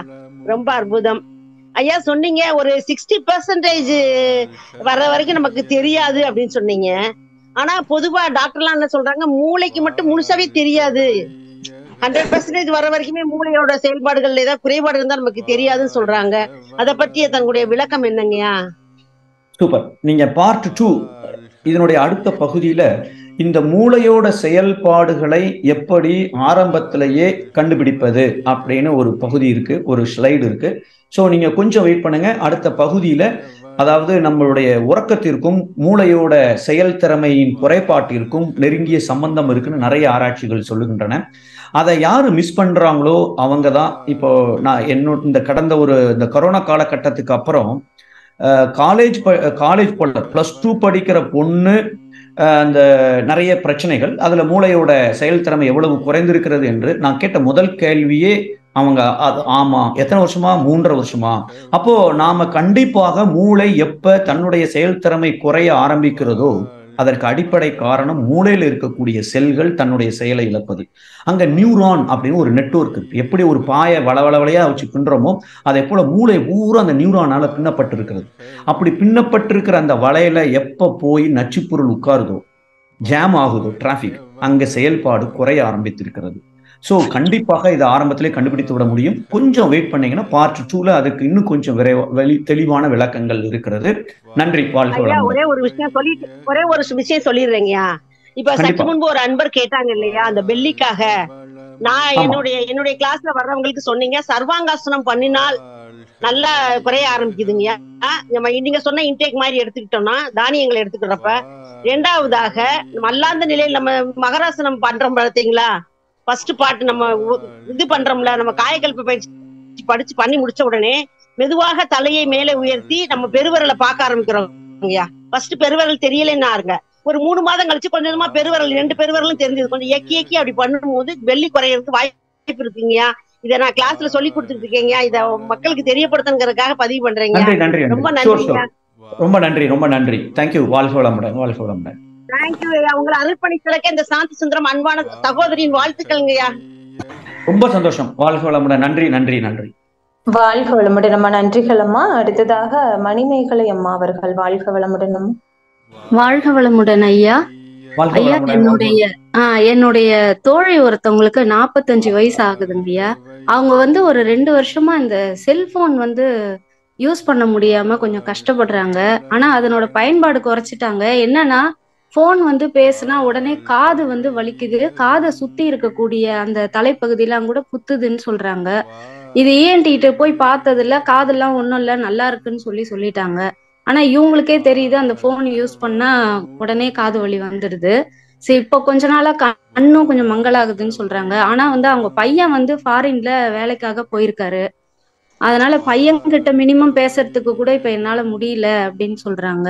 நம்ம பயிற்சியை காயகல்பம் உடற்பயிற்சியை செஞ்சுட்டு தான் இருக்காங்க. பிரம்மஞானம் வரைக்கும் முடிச்சிருக்காங்க ஐயா. அவங்க இப்ப என்ன பண்ணணும் அவங்க அப்படின்றது நீங்க சொல்லணும். வாழ்க வளமுடன், வாழ்க வளமுடன். இப்போ இதுவரைக்கும் நம்ம பார்த்ததுலயே எந்த நோயும் ஒரு நிமிடத்தில் உருவாகுவதில்லைன்னு சொல்றோம். ஆனா என்ன நடக்குன்னு சொன்னால், இந்த 40 வயசு தாண்டிடுச்சுனாலேயே நம்ம உடல்ல இருக்கக்கூடிய உயிர் சக்தியின் அளவு கூடுவதில்லை. ஏன் கூடுறதில்லை? ஜீவ வித்து குழம்புடைய அளவு கூடுவதில்லை. 40 வயசு வரும்பொழுது ஜீவ வித்து குழம்பு என்ன ஸ்டாக் ஒவ்வொருத்தரும் அவங்க எவ்வளவு ஸ்டாக் வச்சிருக்காங்களோ அதுதான் அப்படியே 60 வரைக்கும் தொடர்கிறது. 60க்கு அப்புறம் குறைய ஆரம்பித்து விடுகிறது. அப்ப என்ன ஆகுது? 40 வயசு ஆனாலே எல்லாத்தையும் ஒரு செக் பண்ணிடலாமேன்றாங்க. ஏன்? 40 வயது தாண்டும் பொழுது அது வரைக்கும் காதுல இருக்கக்கூடிய செல்கள்ல ஒரு பாதி செல்கள் தன்னுடைய வேலையை செய்யவில்லை. ஆனால் 40க்கு அப்புறம் 40 வரைக்கும் கொஞ்சம் கஷ்டப்பட்டு செல்லு தன்னுடைய வேலையை செஞ்சுட்டு, ஏன்னா ஆற்றல் ஜாஸ்தியா இருக்கு. ஆனால் 40க்கு மேல அந்த இருக்கக்கூடிய ஆற்றல் குறைய ஆரம்பித்து விடுவதனால் 40க்கு மேல அதனுடைய அறிகுறிகள் நமக்கு வெளியே தெரிகிறது. ஸோ அப்போ அவங்க இந்த செல்போனை எப்போ யூஸ் பண்ண ஆரம்பிச்சாங்களோ அது ஆரம்ப காலத்துல கொஞ்சம் அதிகமாக பயன்படுத்தியதுனாலோ இல்ல வேற ஏதோ செயல்பாடுகளினாலோ அந்த காது அந்த ஏரியால இருக்கக்கூடிய செல்கள் செயலிழக்க ஆரம்பித்து விட்டு இருக்கிறது. அது இந்த செல்லு செயலிழந்துட்டு டிஷ்யூ செயலிழக்க ஆரம்பிச்சிருக்கு, டாக்டரால கண்டுபிடிக்க முடியாது. டாக்டர் அவங்களுடைய அறிகுறிகள் என்ன இருக்கோ, இப்ப தைராய்டு ஹார்மோன் அப்படின்னா TSH 1 to 5 இதுல இருந்தா தான், 5 to என்ன ரேஞ்ச் இருக்கோ அந்த ரேஞ்சில் இருந்தா தான் தைராய்டு பிரச்சனை இருக்கு. அதுதான் அவர்களுக்கு கொடுக்கப்பட்டிருக்கிற கணக்குகள்.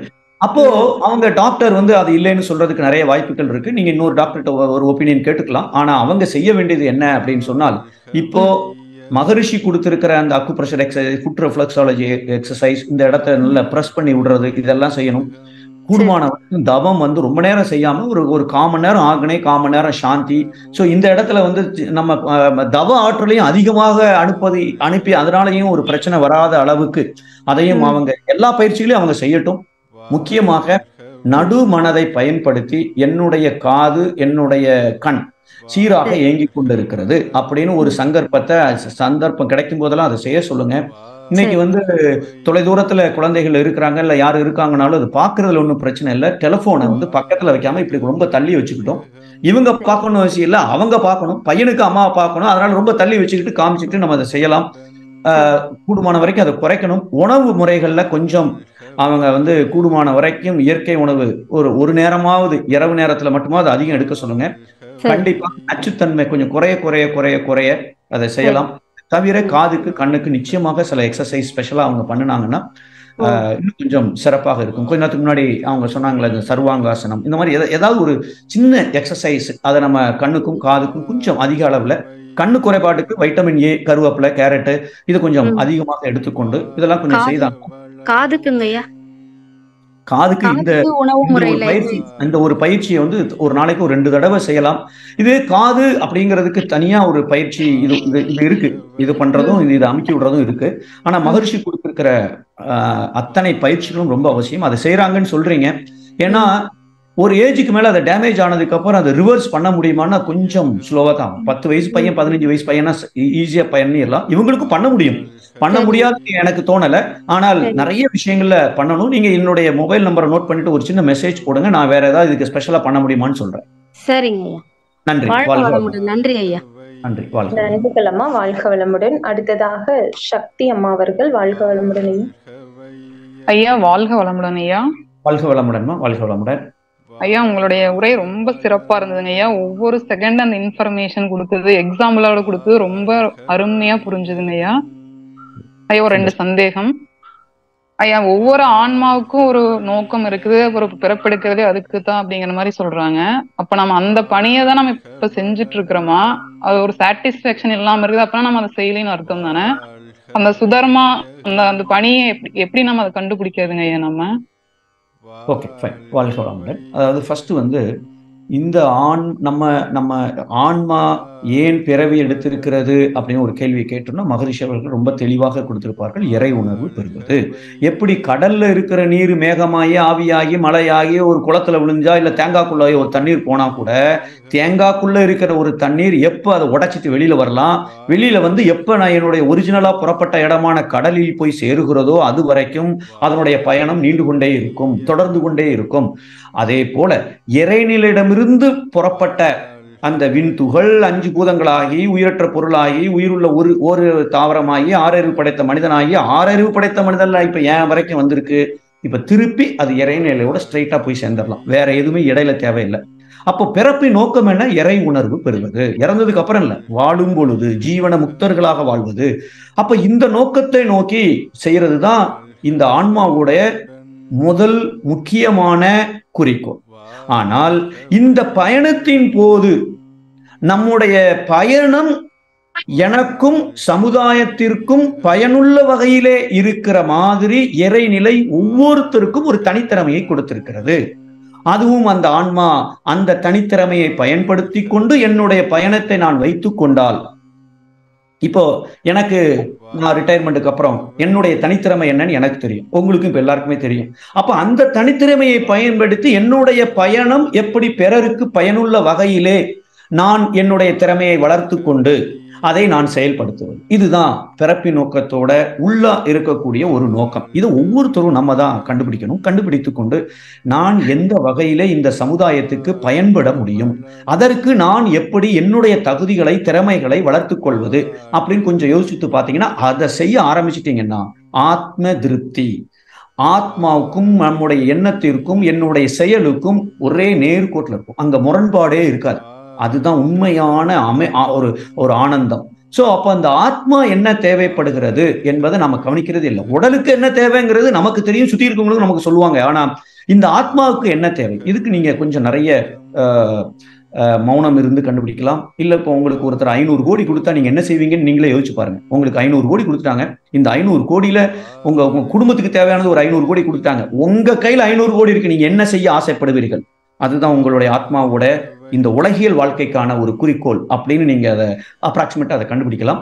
முயற்சி பண்ணுங்க. வாழ்த்துக்கள், பாராட்டுக்கள், வாழ்க வளமுடன். ஐயா இன்னொரு கேள்விங்கய்யா, நம்மளோட ஜீரண மண்டலம் இந்த லிவர் அந்த மாதிரி ப்ராப்ளம்ஸ் இருக்கும்போது நம்ம தவம் உடற்பயிற்சியில செய்யும் போது எந்த இதுல ஏதாவது எக்ஸ்ட்ரா கவனம் செலுத்தி அதை சரி பண்றதுக்கு ஏதாவது பண்ண முடியுமாங்க ஐயா, இல்ல எப்பவும் போல ரெகுலரா செஞ்சா போதுமாங்க ஐயா? வாழ்க வளமுடன். நல்ல கேள்வி. கண்டிப்பாக உடற்பயிற்சி செய்யும் பொழுது எந்தெந்த உடல் உறுப்புகளுக்கு பயிற்சி செய்கிறீர்களோ அதுல கவனம் இருக்கும். கைப்பயிற்சி செய்யும் போது எனக்கு லிவர்ல ப்ராப்ளம் இருக்கு, அதனால லிவர் சரியாகணும்னு நினைச்சிட்டு கைப்பயிற்சி செய்யக்கூடாது. கைப்பயிற்சி செய்யும் போது என் கை முழுவதையும் நினைத்து கொண்டு கை முழுவதிலும் இருக்கிற ஒவ்வொரு செல்லுக்கும் காந்த ஓட்டம், வெப்ப ஓட்டம், ரத்த ஓட்டம், உயிரோட்டம், காற்றோட்டம் சீராக போய் கொண்டிருக்கிறது அப்படின்னு நினைச்சிட்டு கைப்பயிற்சி செய்யறோம். கால் பயிற்சி செய்யும் போது கால் பயிற்சி, அது மாதிரி ஒவ்வொரு பயிற்சியை செய்யும் போது அந்த உறுப்புகளை நினைத்து கொண்டு நாம பயிற்சியை செய்யறோம். அது நம்பர் 1. 2வது, மிச்சம் இருக்கிற நேரங்கள்ல இல்ல அந்த உறுப்புகளுக்கு, அதாவது எந்த உறுப்புல இப்ப லிவர் கல்லீரல்ல பிரச்சனை இருக்கு அப்படின்னு சொன்னால் நாம ரிலாக்ஸேஷன், அந்த கால்ல இருந்து பாதத்துல இருந்து ஒவ்வொன்றா வர்றோம். அப்ப அந்த கல்லீரல் பகுதி வருகிறது. கல்லீரல் எங்க இருக்கு? வயிற்றுல வலது பக்கம் கீழே இருக்கு. அப்ப அந்த பகுதியில கூட ஒரு 5 நிமிஷம் எடுத்துக்கொண்டு என்னுடைய கல்லீரல் மிக சிறப்பாக சீராக இயங்கிக் கொண்டிருக்கிறது அப்படின்னு கல்லீரலை மனசளவுல நினைச்சிட்டு அங்க இருக்கிற ஒவ்வொரு செல்லுல இருக்கிற கழிவு பொருள் வெளியேறுகிறது, அதுக்கு தேவையான ஊட்டச்சத்து, அதுக்கு தேவையான சத்து பொருட்கள் ரத்தத்தின் மூலமாக காற்றின் மூலமாக கிடைத்துக் கொண்டு இருக்கிறது அப்படிங்கிறத கூட கொஞ்சம் ஒரு 2-3 நிமிஷத்துக்கு நீங்க அதுல நின்று அந்த பாவனையை செய்து கொண்டு அந்த உடற்பயிற்சி உடற்தளர்த்தல் அந்த பயிற்சியை நீங்க முடிக்கலாம். மிச்சம் இருக்கிற நேரங்கள்ல எப்பவுமே அந்த ஒரு சங்கற்பத்தை தயார் செய்து கொண்டு என்னுடைய கல்லீரல் மிக சீராக இயங்கிக் கொண்டிருக்கிறது அப்படின்னு கற்பனை பண்ணுங்க, சங்கற்பம் செய்யுங்க, எழுதுங்க, நினைங்க, மனதில் அசைப்பட்டுட்டே இருங்க. அப்ப நடுமனம் இதை சீர் செய்வதற்கு என்ன வேண்டுமோ அந்த சூழ்நிலையை ஏற்படுத்தி விடும், அது நடைமுறைக்கு வந்துவிடும். அப்போ உங்களுக்கு நினைச்சது நடக்க ஆரம்பிச்சிடும். சோ அதை நீங்க செய்யும். வாழ்க்கை வளமுடன். ரொம்ப நன்றிங்க. வாழ்க்கை வளமுடன். வாழ்க வளம். வாழ்க வளமுடன் அம்மா. நன்றிகள் அம்மா. வாழ்க வளமுடன். அடுத்ததாக ராதா அம்மா அவர்கள் அன்பர்கள் கேள்விகளை சுருக்கமாக கேட்குமாறு அன்போடு கேட்டுக்கொள்கிறோம். ஐயா வாழ்க வளமுடன். வாழ்க வளமுடன்மா. வாழ்க நான் வளமுடன். நான் உங்களுடைய இந்த வீடியோ இது பாதியில தான் கேட்க ஆரம்பிச்சேன். முதல்ல இருந்து கேட்கவே இல்லை. ரொம்ப வருத்தமா போச்சு, நம்ம கேட்கவே இல்லையே அப்படின்னு. அவ்வளோ அருமையா இப்படி ஒரு குழந்தைக்கு சொல்லி கொடுக்குற மாதிரி அவ்வளோ அருமையா நீங்க சொன்னீங்க. இந்த எனக்கு என்ன பிரச்சனைன்னு சொன்னாக்க மறதி இருக்கு. அதனால என்னன்னு கேட்டா நம்ம கொஞ்சம் டக்குன்னு புரிஞ்சுக்கிற தன்மை இருக்க மாட்டேங்குது. சமயத்துல ஏதாவது ஒண்ணு சொன்னா அந்த இடத்துல பிரசன்ஸ் ஆஃப் மைண்ட் வரமாட்டேங்குது. இதுக்கு நான் என்ன செஞ்சா என்னோட இதை இம்ப்ரூவ் பண்ணிக்க முடியும்? வாழ்க வளமுடன். மேபி உங்க வயசு ஒரு 50 இருக்கும்னு நினைக்கிறேன். ஆமா, 55 ஆயிடுச்சு எனக்கு வயசு. சரி, ரைட், ஓகே, ஃபைன். வாழ்க வளமுடன். இப்போ வயசாக ஆக மறதி வருவது கொஞ்சம் இயற்கையாகவே அது வரும். ஆனாலும் நம்ம நல்ல மெடிடேஷன் பண்றோம். மெடிடேஷன் பண்ணா மட்டும் போதாது. நான் கொஞ்ச நேரத்துக்கு முன்னாடி சொன்ன மாதிரி இந்த மூளை என்பது போன் மேரோன்னு எலும்பு மஜ்ஜையினால் ஆக்கப்பட்டிருக்கிறது.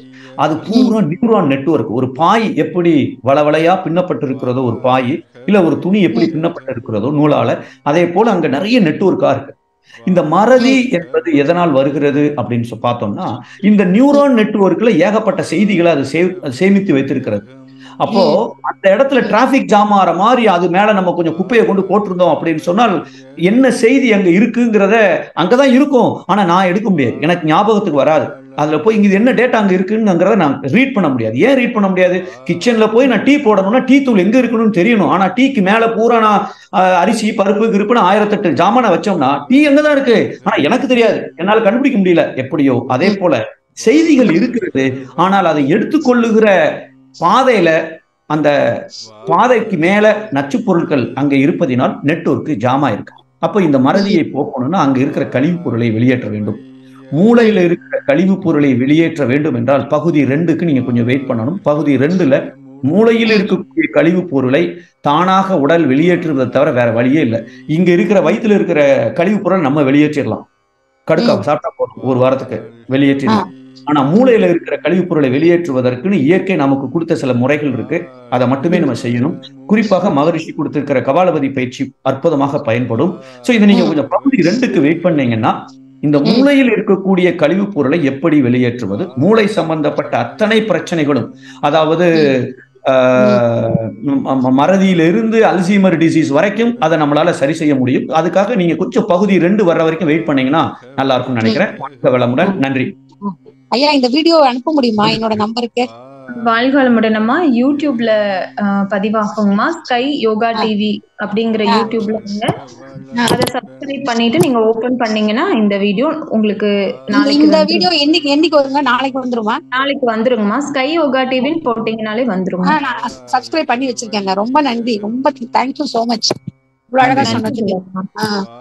வாழ்க வளமுடன் அம்மா. நன்றிகள் அம்மா. அடுத்ததாக சங்கர் ஐயா அவர்கள். வாழ்க வளமுடன் ஐயா. வாழ்க வளமுடன் ஐயா. சங்கர் ஐயா வாழ்க வளமுடன். வாழ்க வளமுடன் சங்கர் ஐயா. நீங்க பேசுறது கேட்கலைங்க ஐயா. மீண்டும் முறை உங்களுக்கு அன்மியூட் கொடுக்குறேங்க ஐயா. வாழ்க வளமுடன் ஐயா. வாழ்க வளமுடன். வாழ்க வளமுடன் ஐயா. வாழ்க வளமுடன். நல்லா இருக்கீங்களா? நல்லா இருக்குங்க. அருமையான ஒரு டாக்டர் கூட இந்த அளவுக்கு கிளியரா கிளாஸ் எடுக்க முடியாதுன்னு நினைக்கிறேன். ஏன்னா அந்த அளவுக்கு நீங்க ஒவ்வொரு செல்லுகளை பத்தி ஒவ்வொரு கெமிக்கல் ரியாக்ஷன் இதெல்லாம் நல்லா அருமையா சொன்னீங்க. கண்டிப்பா இதுக்கு ஒவ்வொருத்தரும் கேட்க வேண்டியது. நோய் வர்றதுக்கு முன்னாடி இதெல்லாம் கேட்க வேண்டியது. அவ்வளவு அருமையா சொன்னீங்க. என்னுடைய 2 கேள்வி. ஒண்ணு இந்த ஸ்ட்ரோக் வந்தவங்களுக்கு இந்த எக்ஸசைஸ் சொல்லி கொடுக்கலாமா? அப்புறம் இந்த மெடிடேஷன் மட்டும் செஞ்சுட்டே இருக்கிறவங்களுக்கு இந்த ரசாயன தன்மாற்றத்தோட உடல்நிலை சரியாக்க முடியுமா? அதான் கேள்விங்க. Very good. நல்ல கேள்வி தான் அது. கண்டிப்பா ஃபர்ஸ்ட் கேள்வி, ஸ்ட்ரோக்குக்கு இந்த பயிற்சியெல்லாம், அதாவது நீங்க ஸ்ட்ரோக் அப்படின்னு சொல்லும் பொழுது அது எந்த அளவுக்கு உடலை பாதித்திருக்கிறது அப்படிங்கிறது. இப்போ கையே அசைக்க முடியலன்னு வச்சுக்கோங்களேன், அந்த பயிற்சி செய்யறது கஷ்டம். அவங்களுக்கு ஒரு பயிற்சி அவங்க கண்டிப்பாக செய்யலாம். என்னன்னா, இது விஞ்ஞானம் நிரூபித்திருக்கிறது. ஸோ நீங்க செய்ய வேண்டியதெல்லாம் கைப்பயிற்சி செய்யற மாதிரி கற்பனை மட்டும் செய்யும். 5 தடவை முதல்ல இப்படி பண்றோம், அப்புறம் இந்த கையை இது பண்றோம், அப்புறம் கிளாக் வைஸ்ல 5 தடவை பண்றோம், இது கிளாக் வைஸ்ல இடது கையை கிளாக் வைஸ் பண்றோம். 7 எல்லா பயிற்சிகளையுமே அவங்க மென்டலா உட்கார்ந்து செய்யற மாதிரி உடலை அசைக்காமல் அவங்களுக்கு செய்யறதுக்கு முயற்சி பண்ணலாம். அதெல்லாம் கை காலம் நல்லா இருக்கிறவங்கள இந்த டெக்னிக்கை ஃபாலோ பண்ணிடாதீங்க. அவங்கெல்லாம் உடல் உழைப்பு அந்த இந்த பயிற்சி தான் நம்ம செய்யணும். ஓகே, இது நம்பர் 1. நம்பர் 2, மெடிடேஷனை மட்டும் செய்து கொண்டு இந்த ரசாயன மாற்றத்தை சரி செய்து விட முடியுமா? 100% சான்ஸே கிடையாது. கண்டிப்பாக உடல், அதாவது அசைந்து கெட்டது மனம், அசையாமல் கெட்டது உடல் அப்படிங்கிறது நம்ம முன்னோர்கள் சொன்ன வாக்கு. அப்படின்னா என்ன அர்த்தம்? இந்த உடலை அசைச்சால் மட்டுமே, இந்த விரல்ல அசைச்சா மட்டுமே, இந்த விரல்ல திசுக்கள் இருக்கு, திசுக்குழுக்குள்ள செல்கள் இருக்கு. ஒவ்வொரு செல்லும் தன்னுடைய வேலையை செய்யும் பொழுது எப்படி கிச்சன்ல பொங்கல் தயார் பண்ணிட்டாங்கன்னா அங்க ஒரு கழிவு பொருள் வந்திருக்கிறதோ அதே போல ஒவ்வொரு செல்லுக்குள்ளேயும் ஒரு கழிவு பொருள் இருக்கிறது. ஒவ்வொரு செல்லும் தன்னுடைய கழிவு பொருளை எப்படியாவது வெளியேற்ற வேண்டும். வெளியேற்றலைன்னா அங்க சிக்கல் வருகிறது. ஆனா இந்த கழிவை மெடிடேஷன் மூலமாக வெளியேற்ற முடியாது. நான் இந்த கையை இப்படி இப்படி அசைச்சா தான், எக்ஸசைஸ் பண்ணினா தான் இந்த செல்லு ஒண்ணுக்கு ஒண்ணு மூவ் ஆகும் பொழுது ஒரு செல்லுல இருக்கிற கழிவு அடுத்த செல்லுக்கு போகும், அடுத்த செல்லு தன்னுடைய கழிவு, முன்னாடி வந்த கழிவு இது அடுத்த இடத்துக்கு அனுப்பும். இப்படியே மூவ் ஆகும், அசைந்து. அப்போ இது அசைஞ்சா மட்டுமே உடல் ரசாயனங்கள், அதாவது நச்சு பொருட்கள் வெளியேற்றப்படும். நேச்சுரோபதி, இயற்கை மருத்துவ தத்துவப்படி உடல்ல இருக்கிற அனைத்து நோய்களுக்கும் அடிப்படை காரணம் உடலில் தங்கக்கூடிய நச்சு பொருள். அப்ப இந்த நச்சு பொருளை வெளியேற்றுவதற்கு உடற்பயிற்சி தேவைப்படுகிறது. வெறும் மெடிடேஷன்ல மட்டும் சரி செய்யறதுக்கு கொஞ்சம் பலன் உண்டு. ஆனா நிச்சயமாக நம்ம முழுமையாக அதை வெளியில வர முடியாது ஐயா. ஸோ கண்டிப்பாக அவங்க எக்ஸசைஸ் பண்றது தான் பெட்டரா இருக்கும். அதே சமயம் ஸ்ட்ரோக் கை கால் அசைக்க முடியாது அப்படிங்கிறவங்க, நான் சொன்ன மென்டலா, ஒலிம்பிக்ல முதல் பிரைஸ் ஓட்டப்பந்தயத்துல வந்தவர், அவர் ஓடும் பொழுது உடல்ல என்னென்னலாம் மாற்றங்கள் ஏற்பட்டு இருக்கிறதோ அதை கருவிகள் மூலமாக பொருத்தப்பட்டு கருவிகள் மூலமாக ரெக்கார்ட் பண்ணிட்டாங்க. இப்போ அவர் ஒரு லெபார்டரியில உட்கார வச்சு, சோதனை கூடத்துல உட்கார வச்சு, நீங்க உண்மையிலேயே மனசுக்குள்ள கற்பனை பண்ணுங்க, நீங்க இப்போ ஒலிம்பிக்ல ஓட போறீங்க, நான் கிளாக்கை ஸ்டார்ட் பண்ண உடனே உங்க பின்னாடி 10 பேர் ஓடிட்டு இருக்கா, நீங்க முதல்ல வரணும், இதுதான் உங்களுடைய நீங்க அடுத்த அரை மணி நேரத்துக்கு அடுத்த 10 நிமிஷத்துக்கு செய்ய வேண்டியதுன்னு சொல்லிட்டு இங்கேயும் கருவிகளை பொருத்தி அவர்கள் அதை செக் பண்றாங்க. கிளாக்கை ஸ்டார்ட் பண்ணிட்டாங்க, அவர் ஓடுற மாதிரி கற்பனை பண்றாரு, உண்மையிலேயே ஓடுற மாதிரி நினைச்சுக்கிறாரு, கை கால் அசையல. கிட்டத்தட்ட ஓடும் பொழுது எத்தனை மாற்றங்கள் உடலில் ஏற்பட்டதோ அதுல 75% 80-85% மாற்றங்கள் ஓடாமலேயே, ஆனால் மனதில் கற்பனையின் மூலமாக ஓடும் பொழுது மாற்றங்கள் ஏற்பட்டிருக்கிறது என்று ஒரு ஆராய்ச்சி இல்ல, பல ஆராய்ச்சிகளின் மூலமாக சரசாசனம், தலையில நிக்காமலேயே தலையில நிக்கிற மாதிரி கற்பனை செய்யும் பொழுதும் இதையும் செய்திருக்கிறார்கள். சோ பல ஆராய்ச்சிகள் இதை உறுதி செய்கிறது. சோ அதனால கண்டிப்பாக அந்த மாதிரி நிலையில் இருப்பவர்கள் இதை செய்யலாம். கை கால் நல்லா இருக்கிறவங்க பயிற்சியை கண்டிப்பாக செய்யணும். இது அதற்கு மாற்று கிடையவே கிடையாது. வாழ்க வளமுடன். நன்றி. ஸ்ட்ரோக் அவங்க ரெடி ஆயிட்டாங்க, அதுக்கு அவங்களுக்கு செய்யலாம். ஸ்ட்ரோக் அவங்க ரெடி ஆயிட்டாங்க, கை காலில் அசைக்கிறாங்க, எல்லாம் பண்றாங்க. ஆனா அதுக்கு எக்ஸசைஸ் பண்ணலாம் கேட்டாங்க. அதான் கண்டிப்பா செய்யலாம் ஐயா. கண்டிப்பா நம்ம பயிற்சியை கண்டிப்பா செய்யலாம். அவங்க நம்ம பயிற்சியில அது எளிய முறைன்னு சொல்றதுக்கு காரணமே, இப்போ அவங்க சரசாசனம் செய்யலாமா, சர்வாங்காசனம் செய்யலாமா, கண்டிப்பா நான் நோன்னு சொல்லுவேன். ஆனா நம்ம பயிற்சியை எந்த நிலையில் இருந்தாலும் செய்யலாம், எக்ஸப்ட் சில கண்டிஷன்ஸ் நமக்கு சொல்லியிருப்பாங்க, ஆப்ரேஷன் பண்ண உடனே அந்த மாதிரி அது அவங்க தான் செய்ய முடியாது ஒழிய மற்றவங்க. நம்முடைய பயிற்சி மிக மிக மிக எளிய முறையில் வடிவமைக்கப்பட்டிருக்கிறது. கண்டிப்பாக அதனால வரக்கூடிய சைடு எஃபெக்ட் கிடையாது. ஸோ அதனால கண்டிப்பாக செய்யலாம் ஐயா. நன்றி. வாழ்க வளமுடன். விளக்கத்துக்கு நன்றி. அடுத்த கிளாஸுக்கு நாங்க ரெடியா இருக்கோம். ஷூர் ஐயா. நன்றி நன்றி. வாழ்க வளமுடன். வாழ்க வளமுடன் ஐயா. நன்றிகள் ஐயா. அடுத்ததாக நாகராஜ் ஐயா அவர்கள். வாழ்க வளமுடன் ஐயா. வாழ்க வளமுடன் ஐயா. வாழ்க வளமுடன் ஐயா. இப்ப ஒய்ஃப் கன்சீவ் ஆகாங்கன்னா இப்ப பஞ்சபூத நவகிரகம் பண்ணலாமாங்க ஐயா? ஐயா நீங்க முதல்ல ஆரம்பத்துல சொன்னது கேட்கல. பஞ்சபூத நவகிரகம் பண்ணலாமாங்கிறது காதுல விழுந்திருக்கு. அதுக்கு முன்னாடி என்ன சொன்னீங்க? கன்சீவா இருக்கிறவங்க பண்ணலாமாங்க? Okay okay fine fine. நீங்க எனக்கு என்னுடைய வாட்ஸ்அப் ஒரு சின்ன மெசேஜ் பண்ணுங்க. கன்சீவ் ஆனவங்க எதை செய்யலாம் எதை செய்யக்கூடாதுன்னு ஒரு லிஸ்ட் இருக்கு நம்ம மகரிஷியோட பயிற்சி முறைகள்ல. ஸோ நான் அதை உங்களுக்கு அனுப்புறேன். பஞ்சபூத நவகிரகம் 5 மாசம் மேல ஆயிடுச்சுன்னா செய்யலாம். ஆனாலும் அந்த அந்த கொடுத்துருக்கிற இன்ஸ்ட்ரக்ஷனை கரெக்டாக நீங்கள் ஃபாலோ பண்ணிட்டீங்கன்னு நல்லா இருக்கும்னு நினைக்கிறேன். அது ஒரு சின்ன ஒரு பக்கத்துக்கு இருக்கிற இன்ஃபர்மேஷன். அது ஆங்கிலத்தில் தான் இருக்குது. ஸோ அதை தமிழில் தயாரிக்க முடியுமான்னு பார்க்குறோம். நீங்கள் எனக்கு வாட்ஸ்அப்பில் அனுப்புங்க, நான் உங்களுக்கு அதை அனுப்புகிறேன். அதன்படி அதில் இருக்கிறத நீங்கள் ஃபாலோ பண்ண சொல்லிட்டீங்கன்னா நல்லாயிருக்கும். கண்டிப்பாக ரொம்ப சிரமப்பட்டு இல்லை ரொம்ப சில பயிற்சிகளை அவங்க செய்யாமல் இருக்கிறது தான் நல்லது. அது அவங்களோட ஹெல்த் கண்டிஷனை பொறுத்து இருக்கு. ஸோ அதனால நீங்கள் எனக்கு வாட்ஸ்அப்பில் கம்யூனிகேட் பண்ணுங்க, நான் திருப்பி பண்ணுறேன். ஜெனரலாக பிரச்சனையும் இல்லை, பஞ்சபூத நவத்திரம் செய்யலாம். இருந்தாலும் அதில் கொடுத்துருக்கிற இன்ஸ்ட்ரக்ஷன் நீங்கள் ஃபாலோ பண்ண சொல்லிட்டீங்கன்னா நல்லா இருக்கும். நன்றி, வாழ்க்கை. நான் இப்போ உங்களுக்கு நான் இப்போ குரூப்ல போடுறேன். நீங்க ஆல்ரெடி போட்டிருக்கோம். நன்றிகள் ஐயா, வாழ்க. அடுத்ததாக ஸ்ரீனிவாசன் பழனி ஐயா, வாழ்க வளமுடன் ஐயா. குட் மார்னிங் சார், வாழ்க வளமுடன். Thanks madam. எப்படி இருக்கீங்க? நன்றிங்க சார், ரொம்ப நல்லா இருக்கும். Thanks again for your useful speech sir. இப்போ சின்ன பசங்களுக்கு எப்படி மோட்டிவேட் பண்றது எக்ஸசைஸ் பண்றதுக்கு? ஏன்னா எக்ஸசைஸ் பண்ணுன்னு சொல்றோம் 9 years, பட் ஸ்டில் பண்ண மாட்டேங்கிறாங்க. உங்களுடைய thoughts and suggestions will be helpful sir. வாழ்க வளமுடன். ஷூர், வாழ்க வளமுடன். ஃபர்ஸ்ட் வந்து நீங்க போடுங்கன்னு சொல்றதை நிப்பாட்டுறது தான் ஸ்டெப் 1. ஏன்னா இன்னைக்கு பெற்றோர்கள் நம்ம செய்ய முடியாததெல்லாம் நம்மளை விட சூப்பரா பசங்க வரணும் அப்படிங்கிற ஒரு நல்ல உயர்ந்த நோக்கம்தான். ஆனா அங்க நம்ம கொஞ்சம் ப்ரெஷரைஸ் பண்றோம். பெற்றோர்களுக்கும் குழந்தைகளுக்கும் இடையே ஒரு நெகட்டிவ் எக்ஸ்சேஞ்ச் ஆஃப் காந்த அலை தான் இன்னைக்கு இருக்கிறத பாக்குறோம்.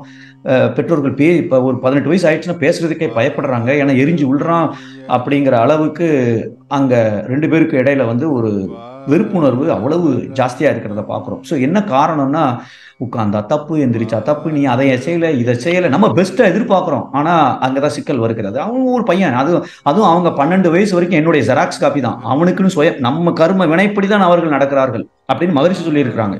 அதனால அவங்க போடல என்பது அவர்கள் தப்பே இல்லை, தப்பு நம்ம மேலதான் இருக்கு. ஸோ என்ன பொறுத்த வரைக்கும் ஸ்டெப் 1, ஸ்டாப் அட்வைசிங். அவங்களுக்கு எக்ஸசைஸ் போடுன்னு சொல்லக்கூடாது, நம்ம ஒழுங்கா போடணும். போட்டா நல்லதுன்னு எப்போ ரொம்ப அமைதியா அன்பா அவங்க கவனிக்கிற ஒரு சிச்சுவேஷன்ல இருக்காங்களோ, நீ போடுவேன்னு எனக்கு தெரியும், அது வரைக்கும் நான் வெயிட் பண்றப்பா, நீ உனக்கு எப்ப தோணுதோ அப்போ போடு அப்படின்னு மோட்டிவேட் பண்ற மாதிரி சொல்லுங்க. போடலையா, மறந்துட்டியா, அதை செய்து. எத்தனை தடவை எதிர்மறை வார்த்தைகளை நாம் பயன்படுத்தி கொண்டிருக்கிறோம் நம்முடைய குழந்தைகளிடம். நாம ஒவ்வொரு பெற்றோரும் இதை அவசியம் ஒரு சின்ன தற்சோதனை செய்து பார்க்கணும். ஸோ அதனால நீங்க போடுன்னு கம்பல் பண்ணாதீங்க, நீங்க போடுங்க. என் பையன் இப்ப காலேஜ்ல இருக்கிறான்.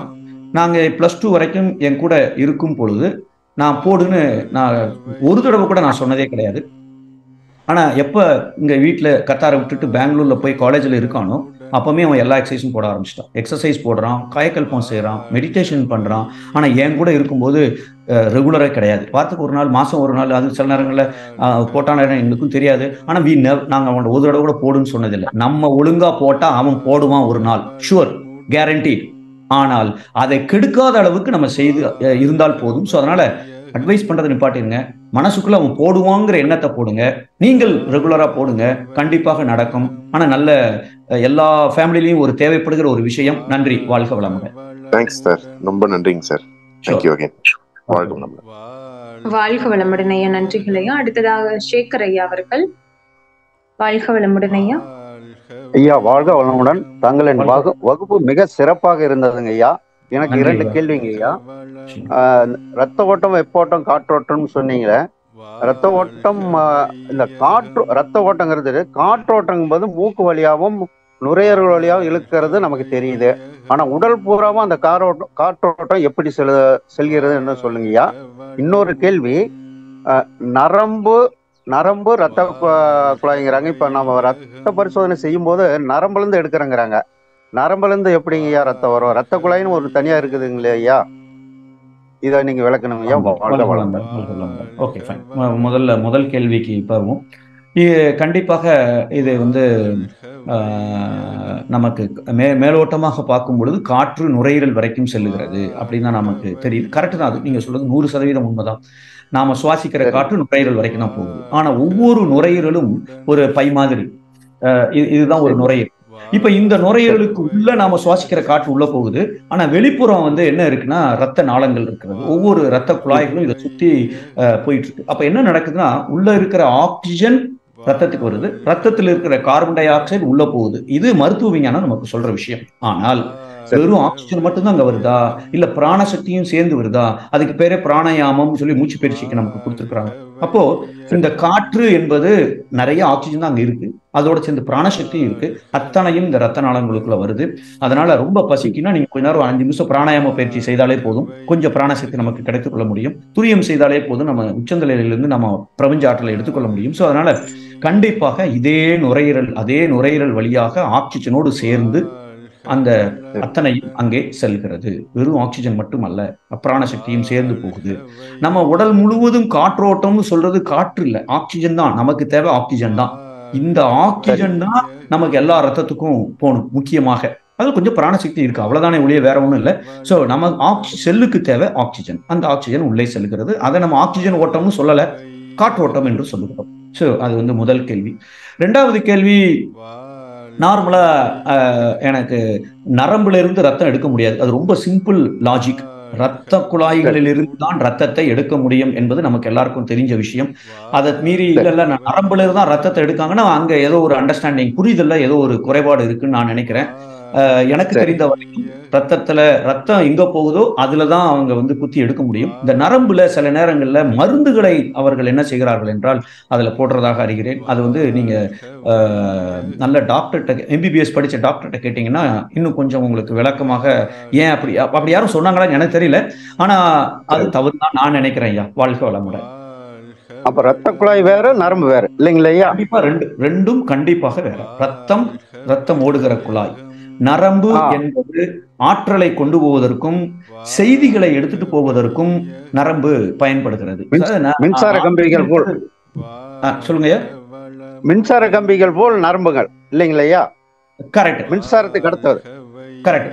ஆக்சுவலா நீங்க வந்து இப்ப நான் உங்கள்ட்ட பேசிட்டு இருக்கும் பொழுதே என் சுண்டு விரல் மேல ஒரு எறும்பு ஏறி இருக்குன்னு வச்சுக்கோங்க. எனக்கு தெரியும் ஒரு எறும்பு அங்க இருக்கு. எப்படி போகிறதுன்னா நரம்புகள் வழியாக. இந்த நரம்பு எப்படி செயல்படுகிறதுன்னு இன்னைக்கு விஞ்ஞானத்துல அழகா பார்க்கலாம், யூடியூப்லயே நீங்க பார்க்கலாம். அது ஒரு மின்சார ஓட்டம் தான், அது ஒரு சிக்னல். ஒரு செல்லுல இருந்து, நரம்பும் செல்களால் கட்டப்பட்டிருக்கிறது. அந்த ஒரு செல்லு எறும்பு ஏறின உடனே அந்த டிஸ்டர்பன்ஸை காந்தத்தின் மூலமாக, தொடு உணர்வின் மூலமாக அது உணர்ந்து கொண்டு அந்த செய்தியை ஒரு செல்லு இன்னொரு செல்லுக்கு பரப்புது. அது ஒண்ணுமே இல்லை, அது ஒரு எலக்ட்ரானிக் சிக்னல், வோல்டேஜ் தான். அது ஒரு காந்தம் தான், அந்த மின்சாரம் தான். அந்த மின்சாரம் அப்படியே ஒவ்வொன்னா போய் நரம்பு வழியாக மூளையை அடைகிறது. மூளையில இந்த அளவுல டிஸ்டர்ப் ஆச்சுன்னா இது எறும்பு தான் அப்படின்னு அது உணர்கிறது. அதுக்கு பழைய ரெக்கார்டு பண்ணி சொல்லிச்சுன்னா இது இந்த கருப்பு எறும்பு, இது கடிச்சதுன்னா வலிக்கும், அரை மணி நேரத்துக்கு முதல்ல அது தள்ளி விடுன்னு சொல்லி இடது காலை வச்சு உடனே அதை தள்ளி விடுறதுக்கு நம்ம முயற்சி செய்கிற அளவுக்கு மறுபடியும் நரம்பு அந்த செய்தியை எடுத்துட்டு வந்து நமக்கு கொடுக்கிறது. சோ இந்த பக்கவாதம் அப்படிங்கிறது எதனால் வருகிறது என்றால், மூளையில கொடுக்கிற சிக்னல் ஒண்ணு மூளையிலே டேமேஜ் ஆயிருக்கணும், இல்ல எடுத்துட்டு வரக்கூடிய நரம்புகள், வலது கை பூரா இருக்கிற நரம்புகள் வேலை செய்யவில்லை என்றால் வலது கையை நம்ம அசைக்கவே முடியாது. ஏனென்றால் நரம்புகள் அங்கே செயலிழந்து விட்டது. ஏன்?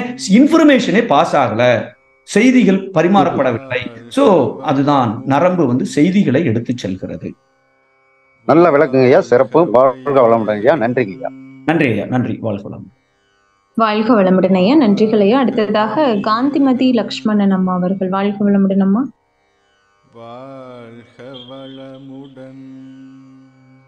வாழ்க வளமுடன் அம்மா. காந்திமதி அம்மா. அம்மா வாழ்க வளமுடன்மா ஐயா. வாழ்க வளமுடன் ஐயா. வாழ்க வளமுடன் ஐயா. ஐயா உங்க உரை மிகவும் சிறப்பா இருந்தது ஐயா. ஐயா 2 கேள்விங்க ஐயா.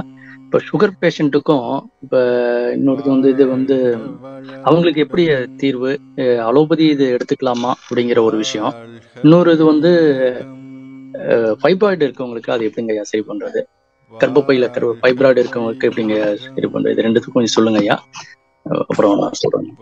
வாழ்க வளமுடன். வாழ்க வளமுடன். நீரிழிவு நோய், சுகர் பேஷண்ட் அலோபதி மருந்து எடுத்துக்கொள்ளலாமா? இதுக்கு உண்டான பதிலை சொல்றதுக்கு எனக்கு வந்து ரொம்ப பெரிய தகுதி கிடையாது. ஆனாலும் கண்டிப்பாக இந்த எத்தனை வயது என்பதை பொறுத்தும் இருக்கிறது. நீங்க வந்து இந்த சுகரை நார்மல் பண்றதுக்கு கூடுமான வரைக்கும் சைடு எஃபெக்ட் இல்லாத மருத்துவ முறைகளின் மூலமாக, அதாவது சித்தா, ஹோமியோபதி, ஆயுர்வேதா மூலமாக எடுக்க முடியும் என்றால் ஃபர்ஸ்ட் அதுதான் என்னுடைய ரெக்கமெண்டேஷனா இருக்கும். ஏனென்றால் எந்தவித மருந்தை நீங்க எடுத்துக்கொண்டாலும் சரி, மருந்துகளுடைய அளவை மருத்துவர்கள் கூட்டிக் கொண்டே இருக்கிறார்கள் என்றால் மருந்து தன்னுடைய வேலையை செய்யல, இல்ல உங்க உறுப்பு அதை விட வேகமாக செயலிழந்து கொண்டு இருக்கிறது, அவரோட உறுப்பு செயலிழந்து கொண்டிருக்கிறதுன்னு அர்த்தம். இந்த ரெண்டுல ஏதோ ஒன்று உண்மையாக இருக்கு. அப்போ நாம அதை கொஞ்சம் யோசித்து பார்த்து செய்யறது தான் சரியா இருக்கும்னு நினைக்கிறேன். என்னை பொறுத்த வரைக்கும் நீங்க அல்டர்னேட்டிவ்ல முதல்ல முடியுமான்னு பாருங்க. அதுக்காக வந்து திடீர்னு இப்போ சுகர் கண்ணாவனா 400+ இருக்கு, இதுக்கு நீங்க அல்டர்னேட்டிவ் மெடிசின் மற்ற மருத்துவ முறைகளை போனீங்கன்னா வேலைக்காகாது. அலோபதி தான் ஃபர்ஸ்ட் இம்மிடியேட்டா அதை எடுத்து நார்மலா கொண்டு வரலைன்னா ஒரு வாரத்துக்கு இது ரொம்ப 400லே சுத்திட்டு இருக்குன்னு சொன்னாலும் பல மாற்றங்கள் ரசாயனத்தை அது உள்ள மாத்தி விட்டுரும். அதனால வந்து கிட்னி பாதிக்கப்படலாம், கண்ணு பாதிக்கப்படலாம், இதயம் பாதிக்கப்படலாம், நிறைய விஷயங்கள். இந்த சுகர் பிளட் சுகர் அதிகமாக இருக்கு என்றால் இன்னைக்கு மருத்துவ விஞ்ஞானம் நிறைய கண்டுபிடிச்சு சொல்லி இருக்கிறாங்க. அதெல்லாம் உண்மைகள். மருத்துவ அலோபதி வந்து பேஸ்ட் ஆன் எவிடன்ஸ், அதாவது ஒரு ஒரு ஒரு பல பேர்கிட்ட அதை கொடுத்து அதனுடைய விளைவை ஆராய்ச்சி செய்து நிரூபணமான பிறகே அவங்க நமக்கு சொல்லுகிறார்கள். ஆனா என்ன ப்ராப்ளம் அப்படின்னா, எனக்கு தலைவலிக்கு அப்படின்னா ஒரு பேனடால் பேராசிட்டமால் மருந்து கொடுத்துட்றாங்க, நமக்கு தலைவலி போயிருது. இப்போ உட்காந்து நான் ஜெயிலர் 2 தடவை படம் பார்க்கலாம். ஆனா இந்த தலைவலிக்கு காரணம் என்ன என்பதை அந்த மருந்தும் கண்டுபிடிப்பதில்லை, மருத்துவ முறைகளையும் அதற்கு எல்லா நோய்களுக்கும் அதுக்கு அடிப்படை காரணத்தை அவங்களால சொல்ற அளவுக்கு அங்க அதுல இல்லை. ஏன்னா அது அவ்வளவு